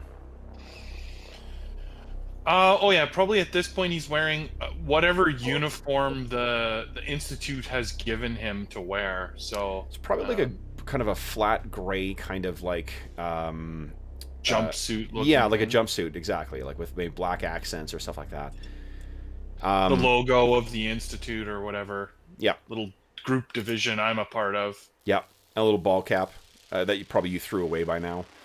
Yeah. Okay. So you guys all step out. What happens the headquarters where you're hid out? The way I'm picturing Amber is that this is sort of like a restaurant or something, or like a retail store, small retail store that didn't ever get off the ground, and you guys were able to get it for a song. You lease it for a short period of time, and you're making use of the stuff in there. Could even be like an old arcade, maybe. Yeah. So I'd assumed I'd have pulled up into the service parking then. Sure. Yeah, it's an empty. Even if this was the daytime, this is an abandoned mall. No one uses this anymore. That's why you guys were able to get your headquarters here. But yeah, so you pull up to sort of the service area behind where the mall is. This is your headquarters? This is so cool. Yeah, so rolls around. So grabs her backpack. She'd have carried a sort of a small day pack with her for stuff, and a gun. And says, "Right, follow me," and sort of closes the doors behind. Sure. So you make your way up towards over to the entrance is going to be. It'll be, if you're at the back, it'll be like a loading dock. So there'll be metal stairs that lead up to kind of a concrete walkway that runs the length of the back of the mall, and then there are kind of rolly, steel doors that lead into each of them, and there's also a steel door on the side, so like pedestrians can go in and out, and then if you need to load or unload stuff, it'll, put the big door up. These are indistinguishable from the back. It's just a number on the back of them, so it's, it's a massive line of these entrances. Amber's making her way up. She has her gun with her. Where's your gun? Is it just like stored in a holster, or do you have it out? No, it's in a shoulder holster. Okay, in shoulder holster. I mean, the others can see it because she's wearing like a suit, pantsuit type thing, so you can see it. And Mark will see it's also a Glock. Okay. So I go up to the door, and there's like a hold on pad. Let's see. So first off, so Mark, John, and Ro, what happened? How do you guys? Are you waiting for her to kind of go in, or are you all going in together? I would probably be following her. Okay. Yeah, I'd like to definitely get out of the vehicle and at least scan the area too. Okay. And then, but oh, sorry, hang on. I will be right back. I got a visitor here. Sure. Sorry. So Mark is how about John and Ro? I would just follow John because I don't know any better. Okay. So yeah, you're maybe John's got his hand on your shoulder and he's kind of walking you forward. John, what are you doing as you walk your way up towards this the entrance where Amber's going? Probably just looking around excitedly.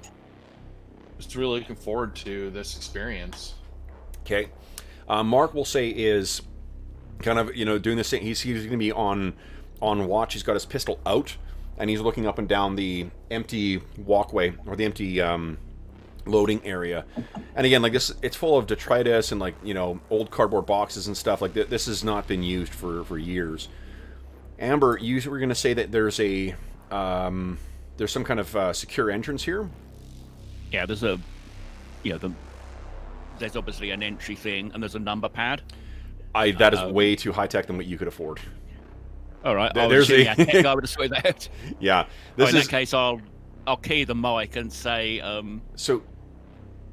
Yeah, go ahead. I can see there being like a buzzer kind of thing to let people in. That because you're having to kind of take this old mall as it was, and I mean I can't imagine that there's a lot of keypad entries for, back of malls.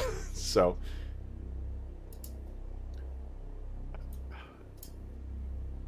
She hits the buzzer and say, "The turtle." Oh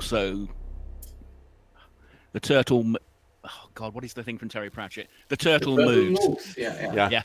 Okay. That's their secret code. Love it. So you buzz and then it will say, "Hi, it's Amber. I've got some guests." Dead silence. Oh. So I'm assuming that it would normally be locked and they'd have to buzz us in. Yeah. The way it would work. Yeah. Okay, I'll try again. Yep. No answer. Getting worried now, so I'm going to get the gun out. Okay.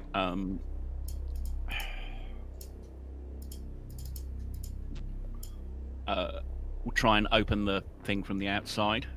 You pull. I'll get Mark and John and Ro to try and physically lift it up. The lock's probably not very good in the first place anyway. No, I think with some determination, and I'm assuming there's there's some kind of tools in the vehicle, like you could use there would be a pry bar or something like that. Yeah, you're able to burst the door open, and what we see inside is the back office, I guess, of this old arcade. So you walk in, and I think, do you think that your sort of headquarters would have been set up in the basement here,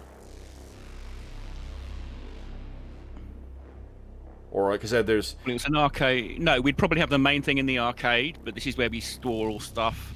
Okay. So there's. Yeah, I'm not even sure whether there might not have been space to bring the truck inside. No, I don't think so. Probably not as big. No, this is just where we store our stuff. Okay. So you walk into what was the manager's office, and the door opens and you step in there, and it is a disaster. Things have been smashed and destroyed and broken. There's detritus all over the ground. Electronics equipment is destroyed. And in fact, you can see a fallen form in sort of in the far corner, leading out of the office. Are the lights on? They are off. Okay, Amber's going to like go to the light switch and from a distance turn it on. Okay. You click it on, it does that like weird delay, and then it kind of the fluorescent lights kind of flicker and then come on. And you can see there is collecting around the side of this fallen form, there is blood. And you can recognize the shoes. Those are the Adidas trainers that Adi always wears. Okay, I'm going to run over to him, just check the neck to see if he's still alive. But not... Funny you say the neck. When you get your way over there, there is a horrific wound that cuts down in completely into his whole torso, from the collarbone up here all the way down to almost like the point below his pectoral. Okay. He has been chamber around at this point. He's I mean, Adi is originally Nigerian, but his face is completely like almost blue. It's so much the pool of blood around here suggests he's almost been completely exsanguinated, and you realize you're leaving unless you think that your character would very carefully avoid the blood things. There's this sticky, quality to it. No, she'd just run over and literally kneel by him and like put her hand on the neck, and then. Yeah. Presumably the head rocks backwards and you see the... Yeah, the head, so, it's almost as if it's like, like bifurcated him. You look up and you can see Samantha is lying against one of the fallen video casings as well, too. The inside, the rest of the arcade itself and the area where you guys have set up is a complete disaster. Samantha has a vicious-looking, bloody wound in the middle of her stomach. She typically wears an MIT hoodie when she's working, and it's completely discolored, dark red or black from where her stomach wound has bled out.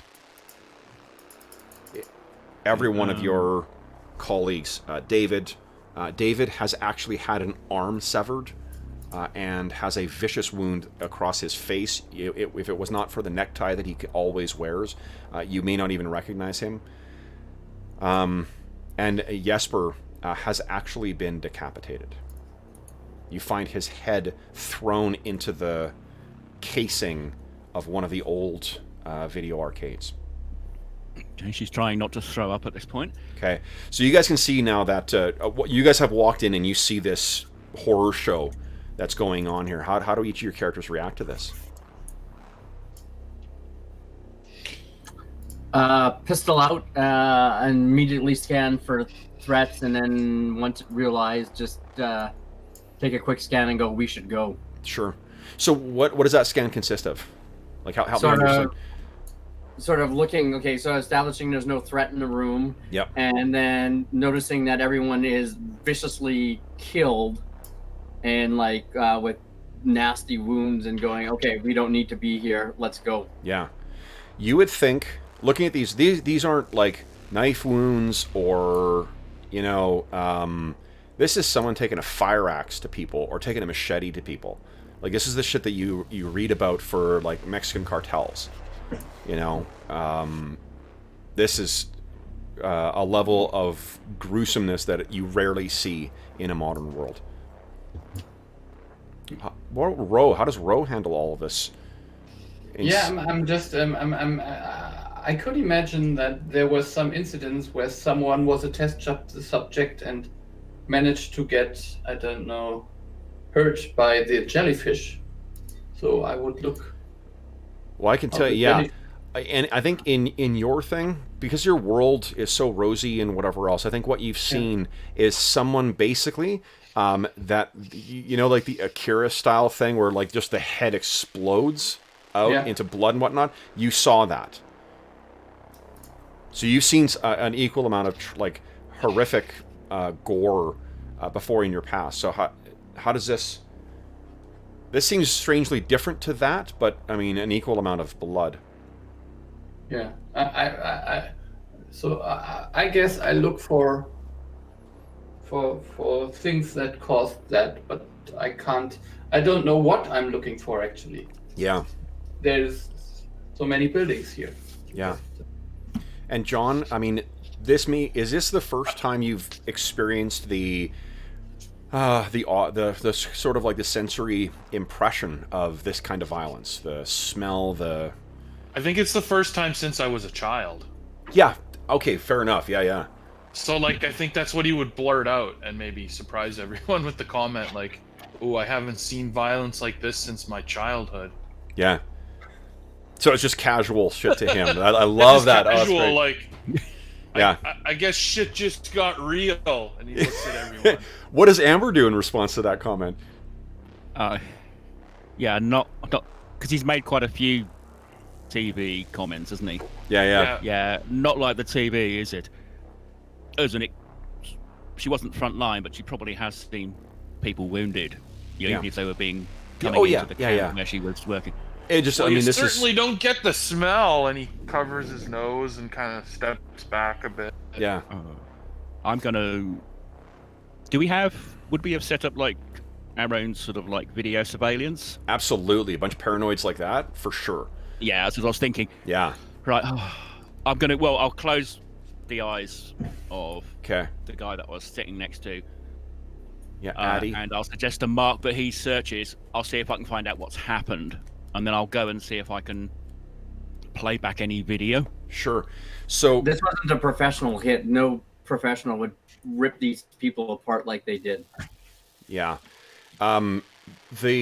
Every single piece of equipment that you have, with the exception of the hard drives, has been completely destroyed. Like someone intentionally went through and smashed everything. And one weird thing, maybe not weird, but one noticeable thing is that it is your equipment, not the other electronics in the arcade.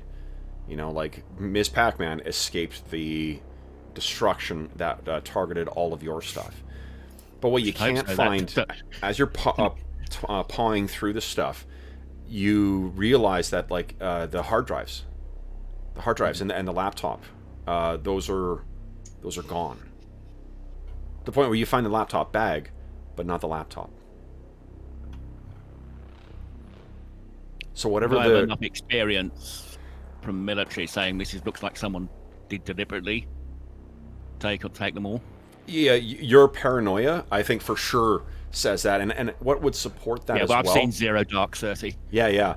Well, and the thing is, this is the level of brutality that's demonstrated on the bodies of your friends, the other members of Enlightened, the equipment. This is, you know, like even some of the bodies are partially like disrobed. You know, this is not consistent with a carefully orchestrated, you know, thing, which makes you think that, I don't know, like what is it? It's incongruent.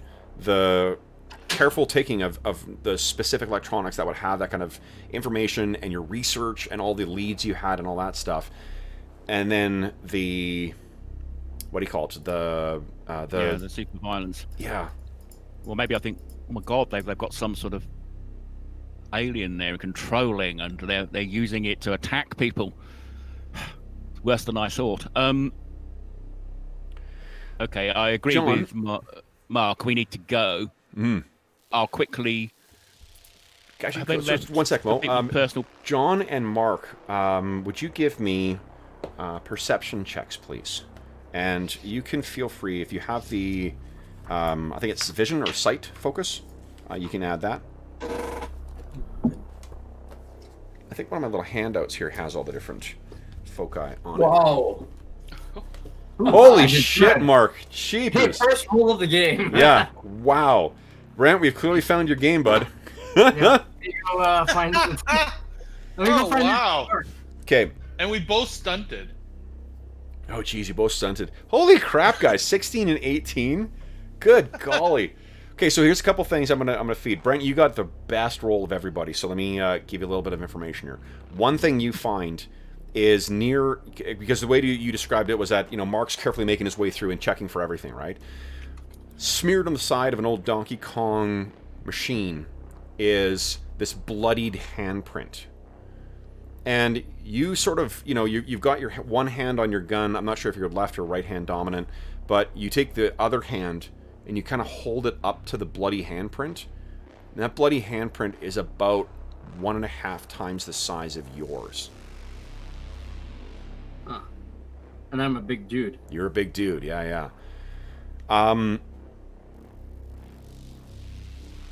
You also, when you're looking around here, you can see sticking out of one of the bodies. I think it's out of actually the decapitated remains of Jesper. Because you're just sort of studying these wounds carefully, and it looks like there is something still in the wound. I'll lean in to take a closer look. Okay, so you lean in, and how do you sort of, investigate the wound? Describe for us how that kind of works. Is it in the head part, or is it in the torso, in the general, like the so body. When I see something sort of catches my eye, I'll go over and go like to squat by it to take a better look, and have to push something to get a better look. I'll grab like piece of paper, some like office stuff, stationery or something, or a pen to push around and see. Sure. So you're poking around, and what you see, tell me how you guys are illuminating this room right now, too. I guess the lights are on, right? Mm-hmm. Okay, so the lights are on, and I'm assuming the windows are like, not wallpaper, but like papered over in some way. You're investigating through here, or you're looking at this thing in this sterile fluorescent light, and it catches a dull kind of reflection. And you kind of tink at it, and you think there actually might be a blade still in there. It's a jagged end that's sticking out. Someone in the course of doing whatever was done to this poor young man actually broke a blade off in him.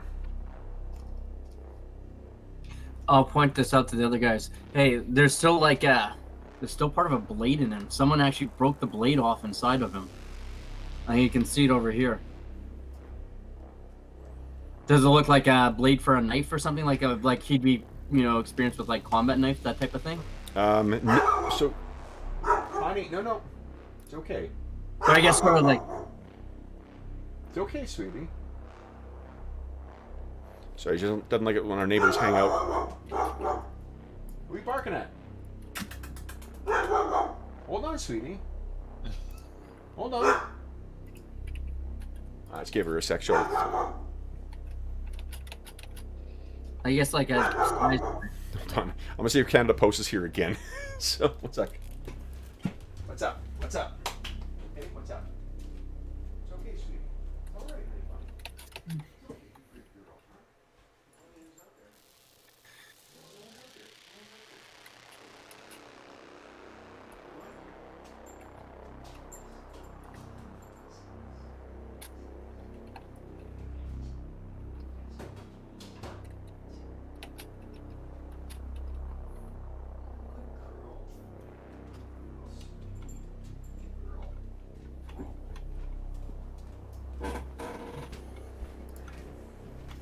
Oh, I'm a bad dog parent because I just gave her her dinner, or part of her dinner, early.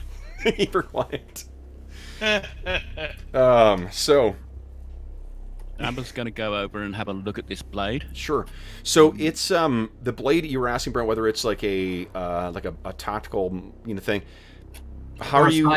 You're not like without getting in there and trying to pull this thing out or pull the blade out. It's tough to tell.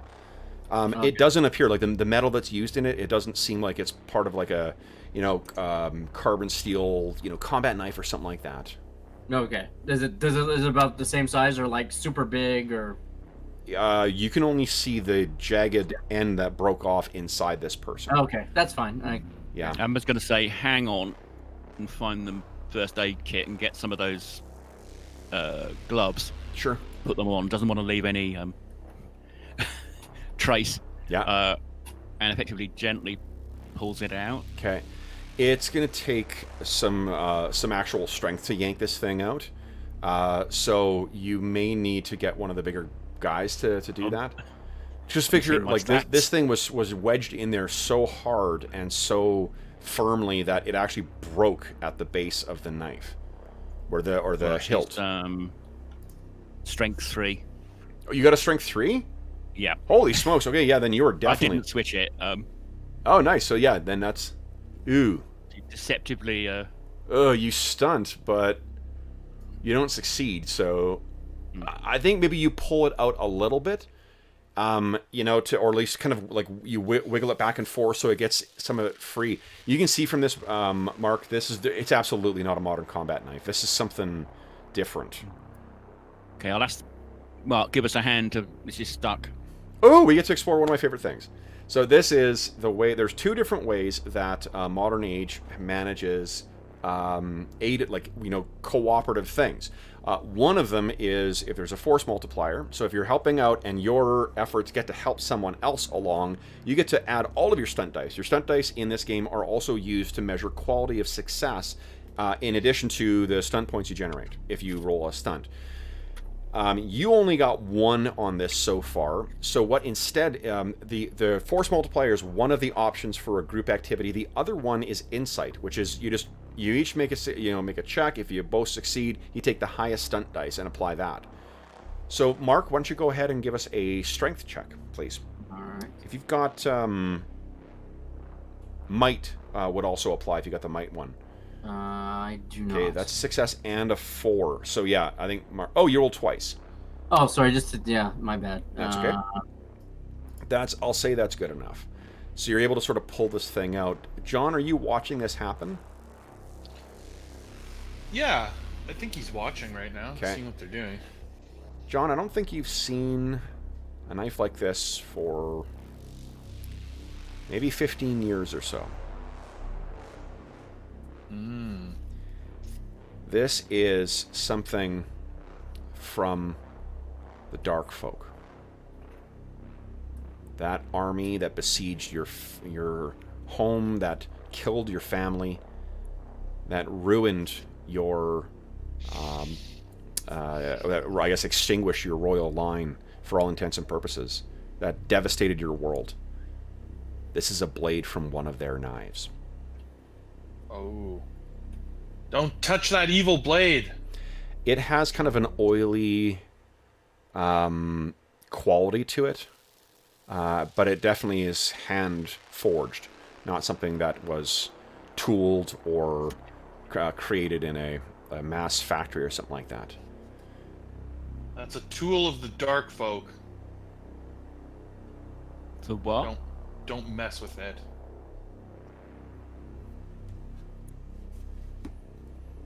You guys can see, I mean, Mark, you can tell that this is a almost like a medieval weapon, or medieval blade. Amber, you likewise, too. This is something like out of a SCA or like a fantasy, movie. Okay, I'll wash it off. See if I can see anything more. You can wash it off. It's part of it is surprisingly clear. It seems as if it wedged itself in some of Jesper's bone structure. That may have been why it didn't get out, but yeah. The amount of... Well, I guess, Mark, you're looking back at the body, and you can see the number of puncture wounds. Like, they... a lot of those wounds, you with your years of soldiery and in the military, you know what a non-fatal wound kind of looks like. You know what something that someone's going to die from, something that someone could walk away from. These are all non-fatal wounds up until the point that his head was cut off. So unless these were done afterwards, it seems as if torture was also involved here.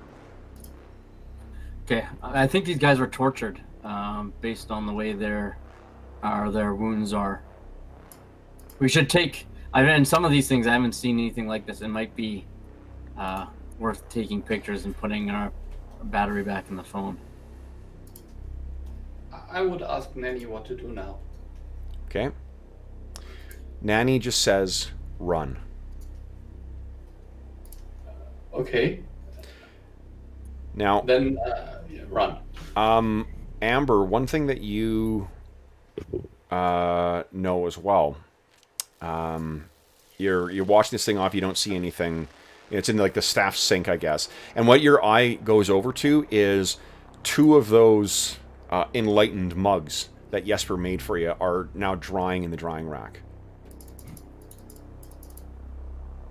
And you kind of stop and drop the I'm assuming, I'm picturing that you're just going to kind of take a moment to sort of try and collect yourself. The last couple of hours have been so traumatic. Yeah, she's going to say, excuse me, I just need to...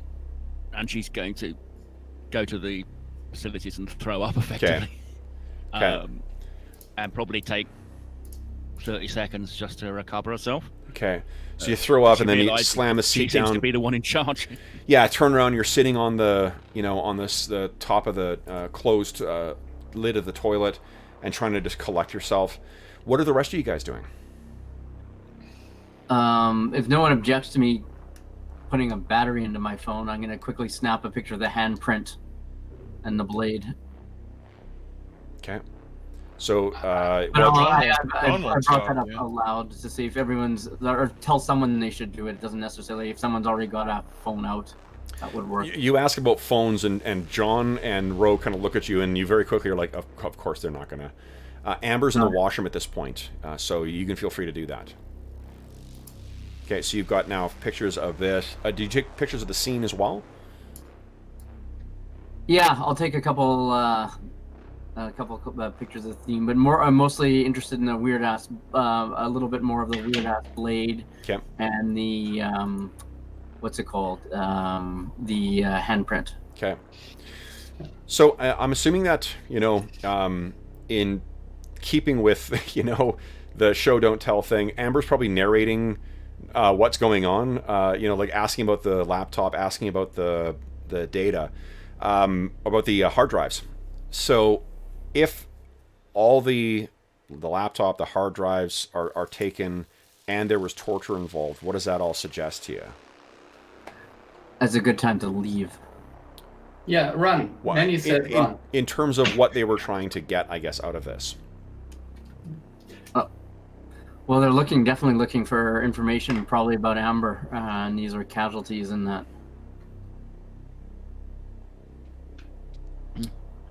I'm not so sure actually. So this enlightenment group was set up to be at the facility of this LNG Bracket Institute. So that means there was some outer contact who knew something. So they were maybe looking for a leak within their facility.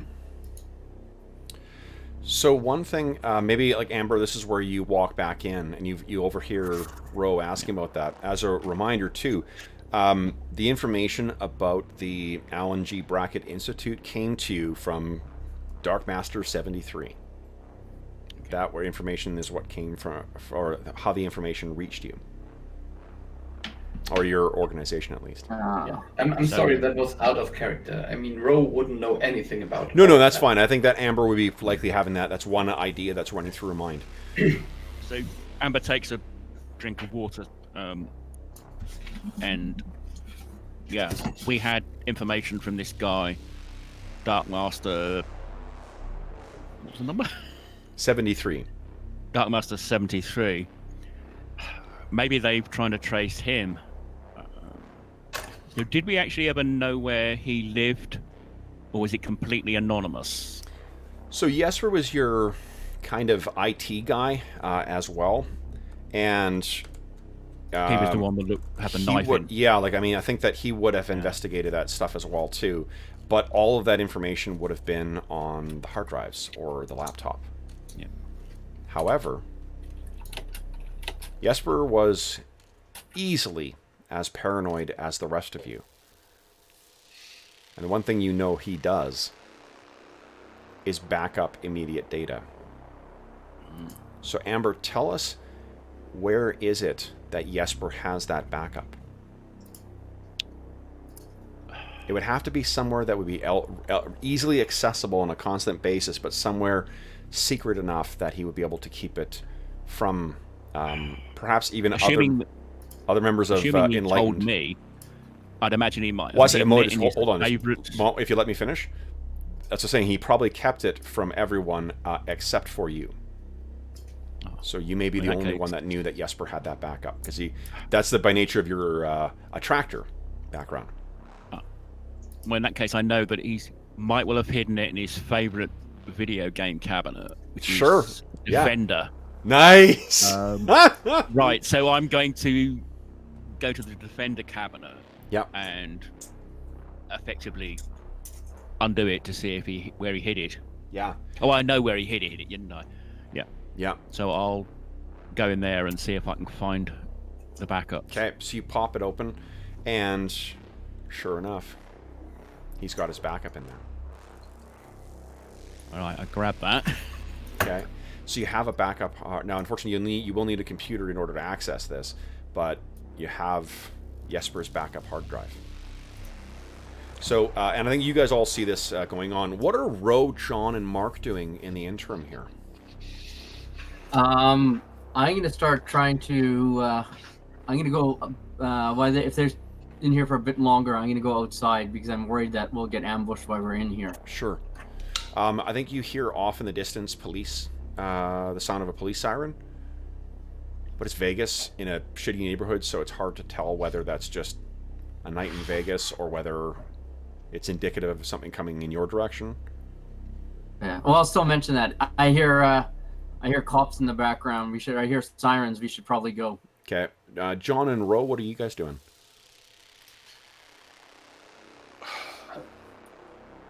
Yeah, if you want to start. Otherwise, I would say I would follow anyone who goes outside. Okay. Because I was told to run, and actually I can't understand. All of them heard that. Yeah. Nanny said it, so we have to go. The clothes that you... Oh, no, you got Vegas stuff on, so they're going to pick up stuff from a convenience store for you. Now, here's one... that was on the drive. Yeah, one upside here is that John does have access to a huge amount of wealth. He does. Yeah. So you guys, his resource stat is way higher than the rest of you guys. It's like, not only did I get a good start to it, but it's something I invested in. Yeah. So, John, Ro has gone outside. Mark has gone outside. Amber has been, you can see her pulling apart one of the video games and then pulling something out from within. What have you been doing? I think once John realized where or what did the killing, he's been investigating that much more carefully now. With that in mind, you have flashbacks to the time when you were escaping your home. Right. the brutalized knights and civilians as part of your city, the things you passed as you were making your way, sneaking through the flankers that were attacking your city, the unnatural army of the Dark Folk, and their hellborn forces. This all makes sense now. This is how the Dark Folk fight. They don't. They are almost animalistic in their attacks. Right. Yeah. It's a little more traumatizing than it was at first to him. Okay. So Amber, you retrieve this. We now have only Amber and John in the devastated headquarters for Enlightened. What are you guys doing next? Well, Amber's going to go and grab... We were living here, presumably. Yep.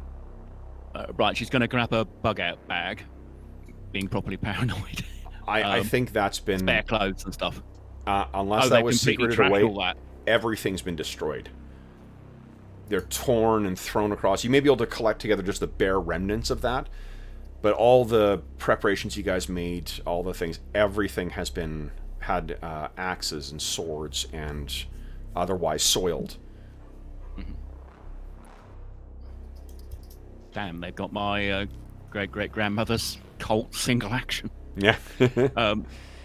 Right, so after she's realised that, she's going to say, yeah, let's go. And she takes John and say, we'll take the big car. That's clean. It's from a chop shop. So the VIN numbers have been fiddled. Come with me. Okay. And I'll try and find the others outside.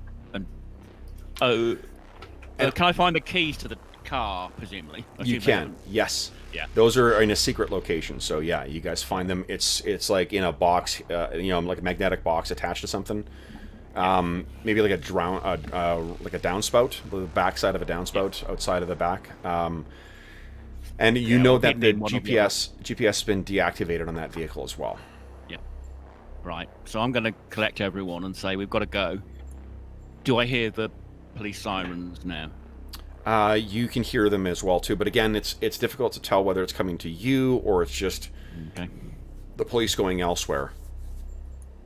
Right.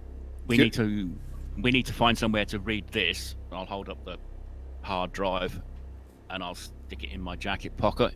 Okay. And make a run for the car. Okay. Anyone have any what do you call it? Any computers as a focus, or computers as a focus? Nope. No. So we have no hackers in the group. That's unfortunate.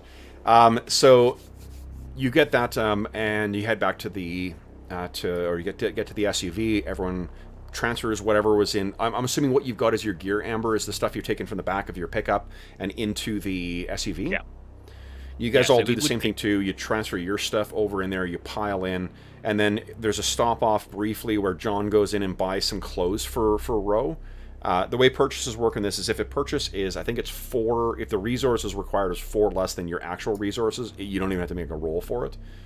So I'm assuming like the, $10 t-shirt and, $15 sneakers that you're going to get, and all of that shit's going to be stuff that won't put a dent in your resources there, John. Okay. Yeah, so perfect. Rose got the outfit we saw him in when you guys arrived in Mendocino. And what happens next, guys? It's still 24 hours before we arrived in Mendocino. Where do you think you'd go to access that, Amber? Is there a 24-hour pawn shop that I can buy an old computer? Probably, yeah. That and John could probably afford that. Hard drive in? Yeah. That's a great idea. Hold on here. Or an old laptop from a pawn shop. Yeah. Oh, definitely. Cash for it. Yeah, and I mean this is Vegas pawn shop, so like the shit that you can purchase from here is crazy. So we'll say you find that, and the hard drive. Tell me where you're accessing this thing, because you have to get do you go into a restaurant and then plug the laptop in there to charge it up and then access it, or you get a motel room? What do you do? I was thinking we just plug it into the cigar lighter. Actually, we can buy an adapter. We can get an adapter for the. Oh yes. Yeah, so like a phone. Let's find 24-hour coffee shop. Sure. In a side thing. Okay. Yeah, I'm not sure how we'd explain Ro. Okay. Maybe we should have got him some more normal clothes. Okay. Well, I mean, he just looks like a tourist at this point. All right. Okay, yeah, let's find buy a cheap laptop from a pawn shop. Find a 24-hour diner. Easy to find. Yep. Like I'm imagining one a bit the old-fashioned type. Like, yeah. You realize you have to get changed as well too, because you've been kneeling in blood and stuff. I've got. Yeah, I'll get John to buy me some replacement, jeans and t-shirts, and also a suit to look official. Sure. Because I know I can use. Yeah. Yeah, I need new clothes. I'm on with my branded security outfit. So, okay. I'm what's it called? I have the LNG. I don't know. I'm not quite sure if I'd be a subcontractor or whatever. I've got some logo on my very official. So yeah. And then if we have time while in Vegas, I will go to a local store and probably pick up some more ammunition, because I'm assuming I wouldn't have any reloads. But based on the shit I've seen, they might come in handy. Yeah. I was going to suggest we go to the Walmart and buy some 9mm. Yeah, I get Walmart, or wherever. Well, and there's also there's got to be in a place like Las Vegas, there's got to be a military surplus store as well too, where you can get Yeah, you could find in the different shops that you guys are going to go to. You'll find whatever your starting equipment is, whatever you looked like in our opening scene there. That's where you guys have where you picked up that stuff. Yeah, I'm not going to take the time to buy anything bigger. Okay. Though I did have a civilian carbine and a few other things back at the base, but that's all gone presumably. Whatever you have as on your character sheet to start with, then that's the stuff that you would. And remember, like you're restricted to things that you've got proficiency in. Like you're not able to have a whole arsenal behind. If you've got a focus in whatever it is, rifles, then what are the accuracy ones here? If you got assault rifles, SMG. So if you say if I can find effectively the civilian carbine, presumably I stashed that somewhere back at. Do you have that? That would be a long arms focus. Do you have a long arms focus? Yes. You do. Okay, then yes, absolutely. Oh, and rifle fighting style. Oh, and rifle. Okay, yeah, then yes, you absolutely can. All right. Well, I assume I found that back there. And you know what? You've got it in your what do you call it? You guys were working and living in Vegas. Vegas is a open carry state, so you could easily have that stored in your secure box in your pickup truck. Yeah. Okay, so you transfer that over. Then you're at this diner, and I think that this scene is really incongruous to what you have just been at. Because it's like, a drunk on one side of the diner. There's like a drunk bachelorette party or stagette party that's going on, or a hen party for UK folks. There's some people who've just gotten married in one area. There's people who are on vacation. There's a bunch of Japanese businessmen in one corner, and then there's you four, who have plugged in the laptop. You're going to say something, Ingolf? Yeah, I was just saying, if they're having a bachelorette party, I would actually be curious, and I would just be standing there a little bit looking over. Okay. And don't know what's happening there. Okay. So I think one of you catches Ro kind of making his way over to kind of be a looky-loo at the bachelorette party. Does someone redirect him into your booth? Yeah, I think so. Okay. So you guys are having your... Oh, go ahead, Ramon. No, it just reminds me of when I went to Blackpool for a conference. And there were lots and lots of stag and bachelorette. So what you're able to access... Some of who fitted the outfit better than some. Yeah, but yes, it's extremely raucous, so we're trying to find somewhere in the back. Sure. Yeah, but I would nudge John. What are they drinking over there? That seems to be good. It would seem as if they drank everything before they got here. This is their it's a diner. Oh yeah, I'm sorry. Yes. It's... Mark, okay, what are you making of all this? This has been a pretty eventful time for you. What the hell have you gotten yourself into here?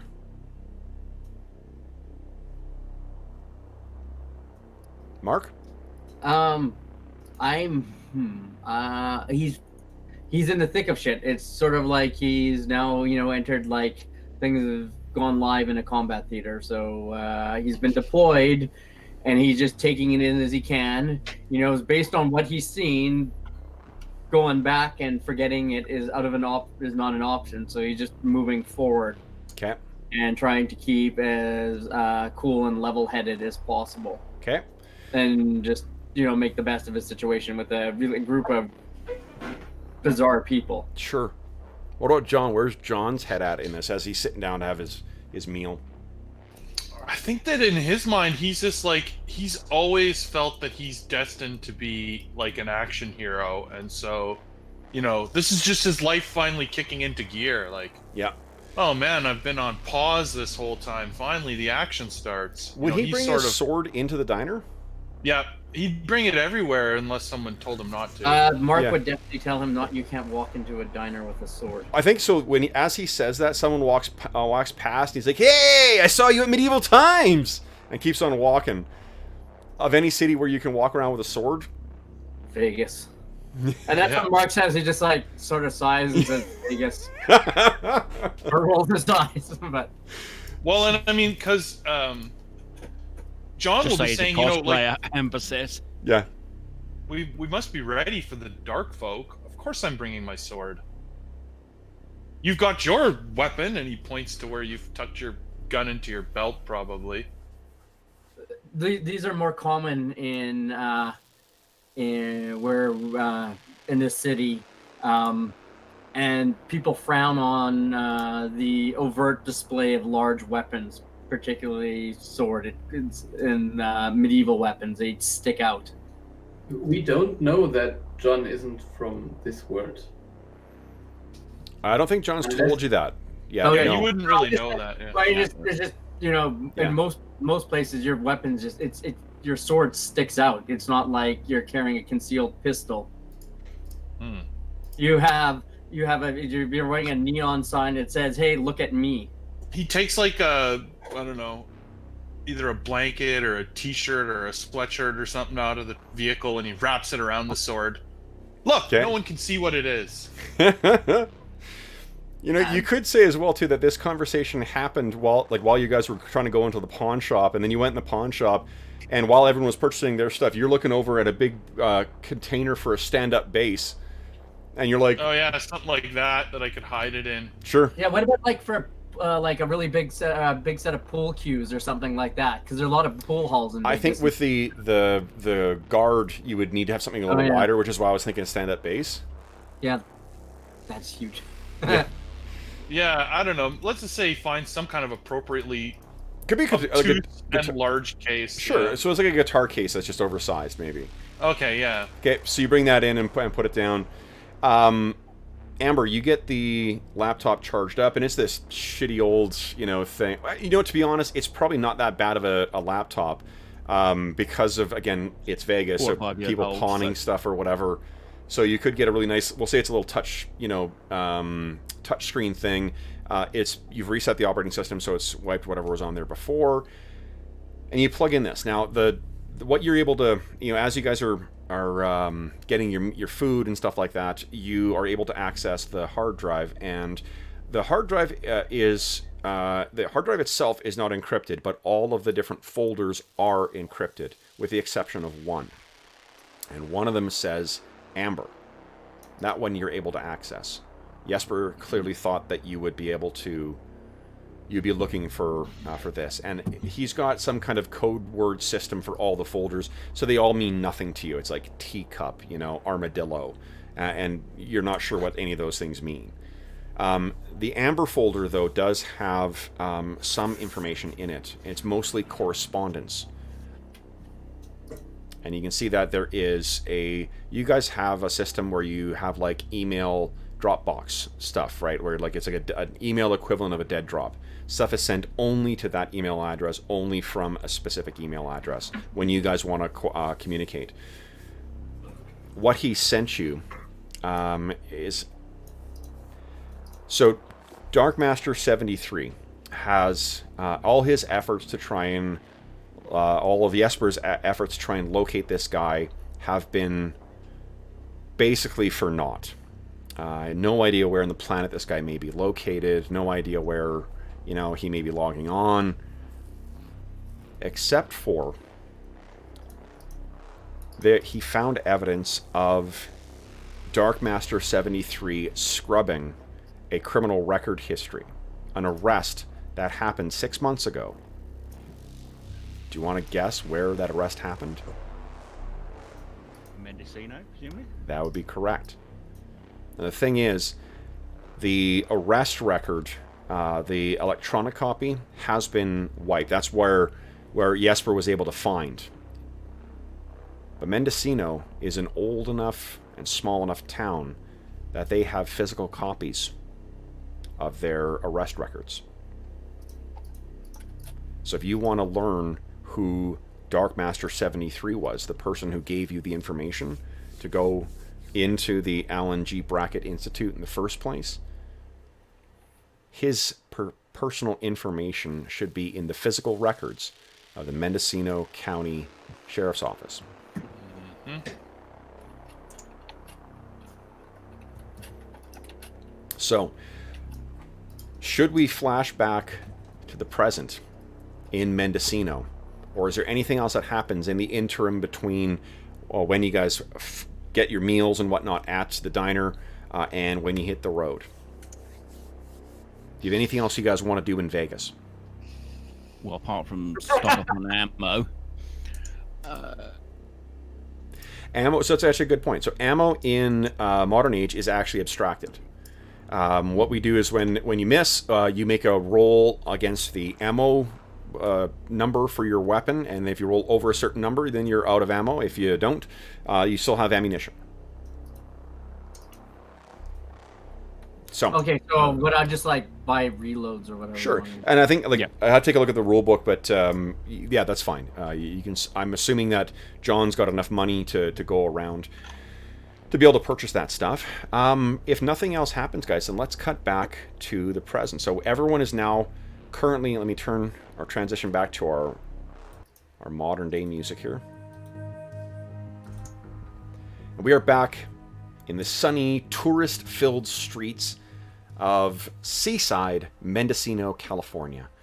You all come out. John has just finished passing candy bars back to everybody, and John has been talking about this Hill House, the place where you guys are. He wants to stay, and is very, very excited about it. Do you guys do anything else before you? I take it from what you guys had said before that Hill House is an acceptable place to stay. Mark seems to feel it's a tactically sound position. John seems really excited because Angela Lansbury was there. Ro, I don't know how you feel one way or the other about this, but Amber, how do you feel about it? Yeah, she's on board with it. Yeah, as I was saying, we can see them coming from away. And obviously we've just been driving for, what, 12 hours? Yeah. So we really need to crash. Yeah. And then make some plans about how we're going to see if we can get into these records. Oh, can I, one thing we should have done in Vegas and we would have thought of is a burner phone. Yep. Oh. Yep. Yeah, can we go to the corner shop and buy a couple of those? Now, this is a stupid question just because I haven't ever had to buy a burner phone. I don't know, or can you get smartphone burner phones? Things with internet access and, basic programs? I honestly don't know. I don't know for sure, but I'm assuming so. Isn't a burner phone just where you got you get a SIM card that it has a fixed amount of money? Yes, absolutely. And you guys were at the what do you call it? At the pawn shop. So I think you can get whatever model of cell phone that you think you might have, you guys can have them if you want your character to have one. Okay, yeah. Okay. So you guys get all that stuff. The photographs and the stuff that's on Mark's phone. Do you keep Mark's old phone? Do you transfer that stuff to the new laptop? Do you transfer it to your new phone? What do you do? I think we put it on the laptop and encrypt it. Don't really want to have the police stop us and find pictures of dismembered corpses. So none of your characters are particularly proficient with computers, though. Like not even no, it would be normal office stuff. Yeah. Yeah, that's what I'm saying. Copy and paste like the picture of the hand from the old phone to the new phone, or just basics. Yeah, we know how to copy files, but it's not like we're. Yeah, so you obviously you transfer the stuff over from Mark's phone. What happens to Mark's phone afterwards? I don't know if I want to get rid of it because that's my phone with all my personal life on it. But I'll leave the battery out and the SIM card out. Let me ask you, Mark. You're an aging vet who works for a paramilitary in the middle of the desert. Do you really have much of a personal life? Yeah, probably not. You're probably right. He's probably got like a few family in a trailer members and a few old war buddies, and yeah. Okay. So yeah, you transfer that stuff over and you make your way back to so that all happens in Vegas before you guys ever came to Mendocino. So we see you drive through the streets of Mendocino and up to the Hill House, and I think what we won't see, we see in the montage you guys checking in. You get your. Is it all for 4 rooms? You easily can afford it. Do you want 4 separate rooms altogether? Do you want to have one room? What's the? I think separate rooms. Yeah, the other guys didn't want me to have my own room. Okay. Okay. Well, Well, we need a couple of joining rooms. Like, can you imagine a group of big guys show up in an SUV and we're all like, you know, like, and we're like, we'll take one room. So I mean, it could be. like, I'll leave it to you guys because it's peak tourist season, so it could be that there's only one available or two available. Yeah, I think two, and I should share a room with John, who seems to be similar-minded. Okay. So we can. So you and John are, and you have to sort of pull John away because right as they're checking in, John's looking at all these photographs of Angela Lansbury and them filming it at Hill House and stuff like that. So he's just like, holy smokes, you know. This place is so cool. Did John get a cell phone when everyone else did? He bought one just because everyone else got one. Okay, so I'm picturing he's taking I don't lots think of he really photos. knows any idea how to use it. Okay. He's like talking to it, like, you know. like Nanny. Yeah. Yeah. Okay. Talking to it might work these days. Amber and Mark, does that mean you guys are bunking together? No, looks like it. We'll toss Sure. with the couch. So we can say that it's two queen, like two double bed or double occupancy rooms with an adjoining door that you guys have. So, and you can park the SUV right out front. You can access it through there. You can also access the hotel itself through the interior corridors. And I think what we'll end with is once everyone's kind of settled in, John is first thing. Am I right? Hopping on the bed, bag full of candy, TV on. Oh, absolutely. Okay. Ro, you step into you go to the washroom. You know, you sort of see this TV, and I'm not sure what you think of TV or what the, you know, how you interact with it, but you go into the washroom and you close the door, and you can hear the hum of you know, the hum of the TV outside, and John laughing his ass off, you know, at whatever is on TV. You run the water a little bit, splash some water on your face, because like this is maybe the first quiet moment or relatively quiet moment that you've had since you came running out of that doorway, you know, 2 days ago. So you fill up the basin with water, you're splashing it on your face, and you look up, and drifting in the mirror in front of you is an enormous jellyfish. And as always, you hear its voice in your head. And it says, Ro, come back. And that is where we will leave our session. So, guys, congratulations on finishing session 1 of our short Modern Age mini campaign. Now, because this is a mini campaign, I see no reason why I shouldn't congratulate you all for hitting level 2. No. So, That was easy, yeah. Sweet. hitting level 2, what that means in this game, I believe at level 2 is where all you get is like a new focus, a new talent, and then I don't think, because we are playing in the gritty mode, no extra health. What mode are we in? Gritty. So because we're in the gritty mode, your health does not improve from level 1, your toughness and defenses do not improve from level 1. But what you get is you get 1 advancement to spend on 1 ability of your choice. You can't advance the same ability 2 levels in a row. You get a new ability focus at this level. And you get a new novice talent, or you gain a new degree in a talent that you already have. So 1 of your abilities goes up by 1, you get a new focus for 1 of your abilities, and you get either a brand new talent or 1 more level in your talent. You don't need to decide that now, guys. Decide between now and next session. But because we're only playing a short campaign for this, I figured it would be fun to just let you guys get some levels, you know, as we go along. So, congrats on hitting level 2.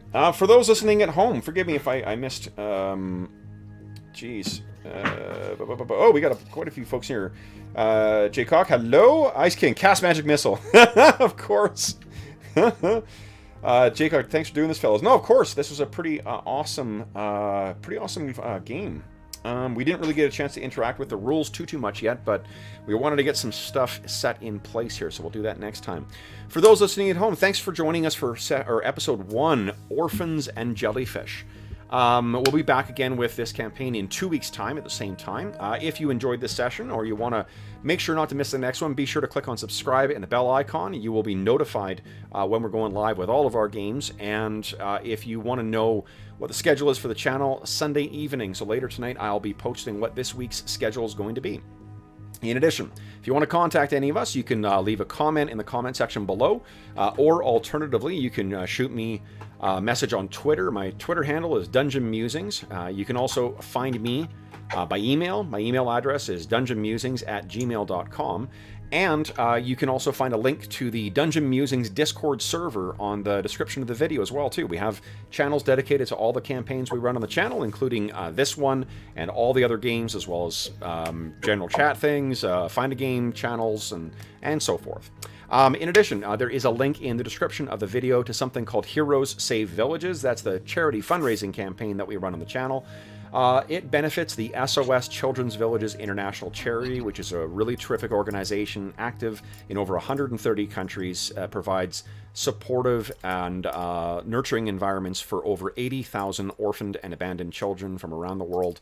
It's a really amazing organization, and all donations go directly to help SOS Children's Villages International do the very good work that they do. If you enjoyed the session, we ask that you consider clicking through and learning about the rewards we have on offer for Heroes Save Villages. And yeah, none of the donations go to the channel, none of it goes to a middleman. It all goes to SOS Children's Villages International.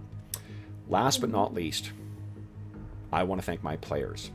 So, Mo, Ingolf, Jeff, and Brent, thank you for some truly amazing role-playing and some amazing characters for today. Thank you so much for playing today, guys. Well, thank you for running it. It was super That fun. that was fun. Excellent. Then, until next time, folks, thank you again for joining us. And until we see you again, happy gaming.